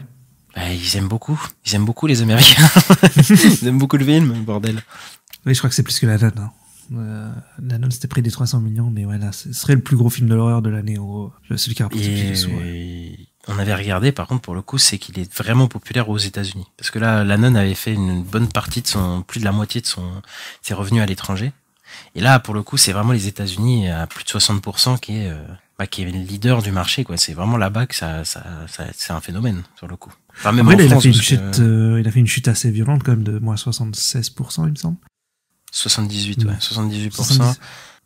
Parce que, la hype de la première semaine est passée. Et ouais, c'est vrai que c'est une chute violente, mais, 320 à 360 millions en fin de truc. Voilà. C'est un truc de malade. Quand ton budget c'est 20 millions, bon, ça va. Hein, là, ils sont tranquilles, quoi. Ouais, c'est clair. Donc bon, attendez-vous à comme on disait tout à l'heure, attendez-vous à des suites. Et en deuxième, on a donc notre ami Taylor Swift qui est encore là. Alors, donc qui a rapporté 13,5 millions de dollars ce week-end en domestique. Et donc son box-office US ça monte à 165,93 millions de dollars. Et il a rapporté 11,6 millions de dollars ce week-end à l'international. Le total avec international s'élève à 65,1 millions de dollars, ce qui donne un box-office mondial de 231,1 millions de dollars. Donc, il me semble que c'est le seul film de concert comme ça, avec celui de Michael Jackson, qui a passé les 200 millions de dollars, Heavy Scissors de Michael Jackson. Pour un budget de entre 10 et 20 millions, ils se mettent bien aussi. Hein. Tu m'étonnes, ouais. Et voilà. Ensuite, on retrouve Killers of the Flower Moon de Paramount et Apple. Du coup, Paramount qui distribue le film d'Apple, qui a rapporté environ 7 millions de dollars ce week-end aux États-Unis. C'est une diminution de seulement 25%. Bon, 7 millions, c'est pas, voilà. Le film diminue pas beaucoup, mais en même temps, il rapporte pas beaucoup. Ouais, c'est ça. Du coup, il a rapporté 52 millions aux États-Unis et en tout, il a dépassé les 100 millions dans le monde. Et je crois qu'il a 120 millions dans le monde entier, donc il se remboursera pas en sa sortie salle, mais encore une fois, c'est un truc qui est prévu pour les plateformes de base, donc il était même pas censé sortir au cinéma. Il se remboursera bien autrement et Apple en est clairement conscient. Ouais, et puis après il y a un autre film qui va être testé comme ça, c'est le Napoléon, qui arrive bientôt. Il sort sur les plateformes en même temps, oui, je crois. Je sais plus. Ah, il sort en même temps sur les plateformes ? Non. Je sais plus du tout, justement. Mais c'est ça. Il sort au cinéma. Bah oui, mais oui. Non, oui, t'as raison, non, c'est Five Nights at Freddy's qui m'a rentré dans la tête, mais non, il sort qu'au cinéma, oui, t'as raison. Qui va être testé, ouais. On verra comment il fonctionne. Ouais, on verra. Parce que je sais pas est-ce que là ils se disent c'est une réussite ou pas, je sais pas, je me demande qu'est-ce qu'ils se disent, tu sais, dans les hautes instances. Je pense qu'ils s'y attendaient. Ça sert à rien, ou est-ce que, ouais, tu crois? Je pense qu'ils s'y attendaient, mais après ils ont une recherche de crédibilité, Apple, tous ces trucs-là, donc ils veulent les sortir au cinéma pour faire film de cinéma. Je pense qu'ils veulent que Killers of the Flower Moon aille aux Oscars, clairement, et remporte des prix. Et je pense que la rentabilité, de toute façon, ils ne la comptaient pas la faire au cinéma. De toute façon, ça devait être. Ils avaient fait 200 millions pour un film de plateforme. Il va finir sur les plateformes au mois de décembre, là. Donc bon, je pense qu'ils ont rien perdu vraiment. Voilà, Je pense qu'ils ont compris, et je pense que beaucoup ont compris que le streaming, la cohabitation avec les salles a plus de bénéfices que ce qu'ils auraient pu croire, en fait, à un moment, je pense. Ouais, parce qu'ils disaient, il est sorti au cinéma il y a pas longtemps, vas-y, je le regarde. Tu sais, ils ont négligé, je pense, les sorties salles, ils se sont dit, ouais, mais de toute façon, si on le sort en même temps en salle, il y a personne qui va le voir au ciné et on va pas se faire de fric, enfin, voilà. Mais je pense qu'ils ont sous-estimé ce que ça pouvait leur apporter, les sorties salles, quoi. Ok. Donc, en quatrième, on a le Priscilla de A24 qui a rapporté environ 5,8 millions de dollars ce week-end. Et le total s'élève à 5,31 millions de dollars pour l'instant pour un budget de 20 millions. Bon, ça c'est le premier week-end, faut voir comment ça monte, faut voir les prochaines semaines, quoi, comment ça se passe. Et surtout que pour l'instant, il est sorti qu'aux États-Unis, donc il me semble. Donc c'est que le truc. Enfin là, c'est sa première semaine, voilà. il me semble, sa première semaine. Je l'ai peut-être. Oui, c'est une ouverture. Ouais. C'est une ouverture. Voilà, c'est un film rated R en plus. Faut pas oublier. Il coûte pas très cher. Je pense qu'il va se rembourser avec les sorties internationales. Voilà, c'est un genre de film de festival. Voilà, je pense que ça devrait aller. Donc en 5e, on a un film qui s'appelle Radical, qui a fait ses débuts avec un montant estimé à 2,73 millions de dollars. Donc au niveau national, donc aux États-Unis, pour un budget de 10 millions. Ouais, c'est ça, c'est un film de festival, je crois. Hein. C'est un film. Ouais, il est passé à Sundance, je crois. Hein. C'est un film mexicain, il me semble, j'avais vu. C'est ça, mexicain, USA, ouais. Et va en finir cette chronique box-office avec des prédictions pour des prochains blockbusters qui arrivent, qui s'appelle Wonka. Wonka, du coup, le préquel, entre guillemets, à Charlie la chocolaterie de... Oui, ouais. Enfin, je crois que c'est pas un préquel avéré en mode... tu vois, genre c'est une histoire de Wonka, voilà, je pense, mais on peut se dire que c'est un préquel à Charlie la chocolaterie et qui devrait rapporter entre 20 et 23 millions au box-office domestique pour le premier week-end pour un budget de 125 millions. Donc le film avec Timothée Chalamet, c'est pas un score de fou, c'est pas une prédiction de fou. Non, c'est pas terrible. Hein. Donc peut-être que le film va buter en touche et franchement de toute façon je sais pas qui ça intéresse ce truc. Enfin moi je suis pas intéressé du tout. Timothée Chalamet, on verra s'il peut porter le film, mais après il reste encore un mois, donc peut-être que dans c'est ça ce que j'allais dire. Ouais. Ils vont nous faire taire, ils vont faire. Et ben non, c'est rapporté 70 millions. Mais bon pour l'instant j'y crois pas trop et voilà quoi, c'est compliqué. Ouais, là je crois qu'on a un niveau, c'est Shazam 2, c'est à peu près ça, je crois, c'était un budget de 120 millions pour l'ouverture à 25 millions, je crois, donc c'est à peu près pareil. Quoi. Ouais, bon voilà, c'est ça. Donc c'est pas ouf quoi. Et en parlant de box-office incertain, on va vous parler, on va entamer les sorties de la semaine prochaine, puisqu'il y a un film où on sait pas du tout ce qu'il va faire au box-office, même si on a des préventes qui indiquent que ce soit pas fou, mais on ne sait pas ce que ça va donner, donc rendez-vous ce mercredi pour voir comment le film fait. Et ça, tu veux peut-être en parler, parce que tu l'attends plus que moi, je pense. Oui, il y a le film, le nouveau film du MCU qui arrive, The Marvel, la nouvelle production Marvel Studios, et donc avec Captain Marvel joué par Brie Larson, Monica Rambeau jouée par Teyonah Parris et Miss Marvel jouée par Iman Vellani. Et le film est réalisé par Nia DaCosta et il arrive là ce mercredi. Donc un film un peu de super-héros avec beaucoup de science-fiction où on va beaucoup voyager sur plusieurs planètes. Voilà. C'est le premier film d'ailleurs qui lie autant les séries et les films pour le coup. Donc ça va être un vrai pari aussi à ce niveau-là. Oui. Donc oui, c'est vrai qu'il lit 2 séries. Et apparemment, il y aurait des côtés comédie musicale au film. Alors, il paraît qu'ils les auraient enlevés. Donc, merde. Je n'ai rien dit. On verra comment ça se passe et on en parlera. On en parle la semaine prochaine, Ista. Ouais, ça marche. Et ensuite, on a le retour du deuxième roi après le roi Miyazaki.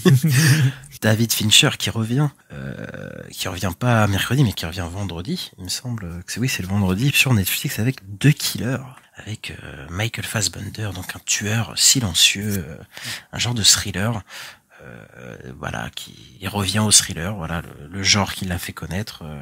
David Fincher, c'est un film de Fincher, c'est à voir, donc on sera présent, on le regardera, on vous en parlera. Le retour de Fassbender, moi je suis hypé.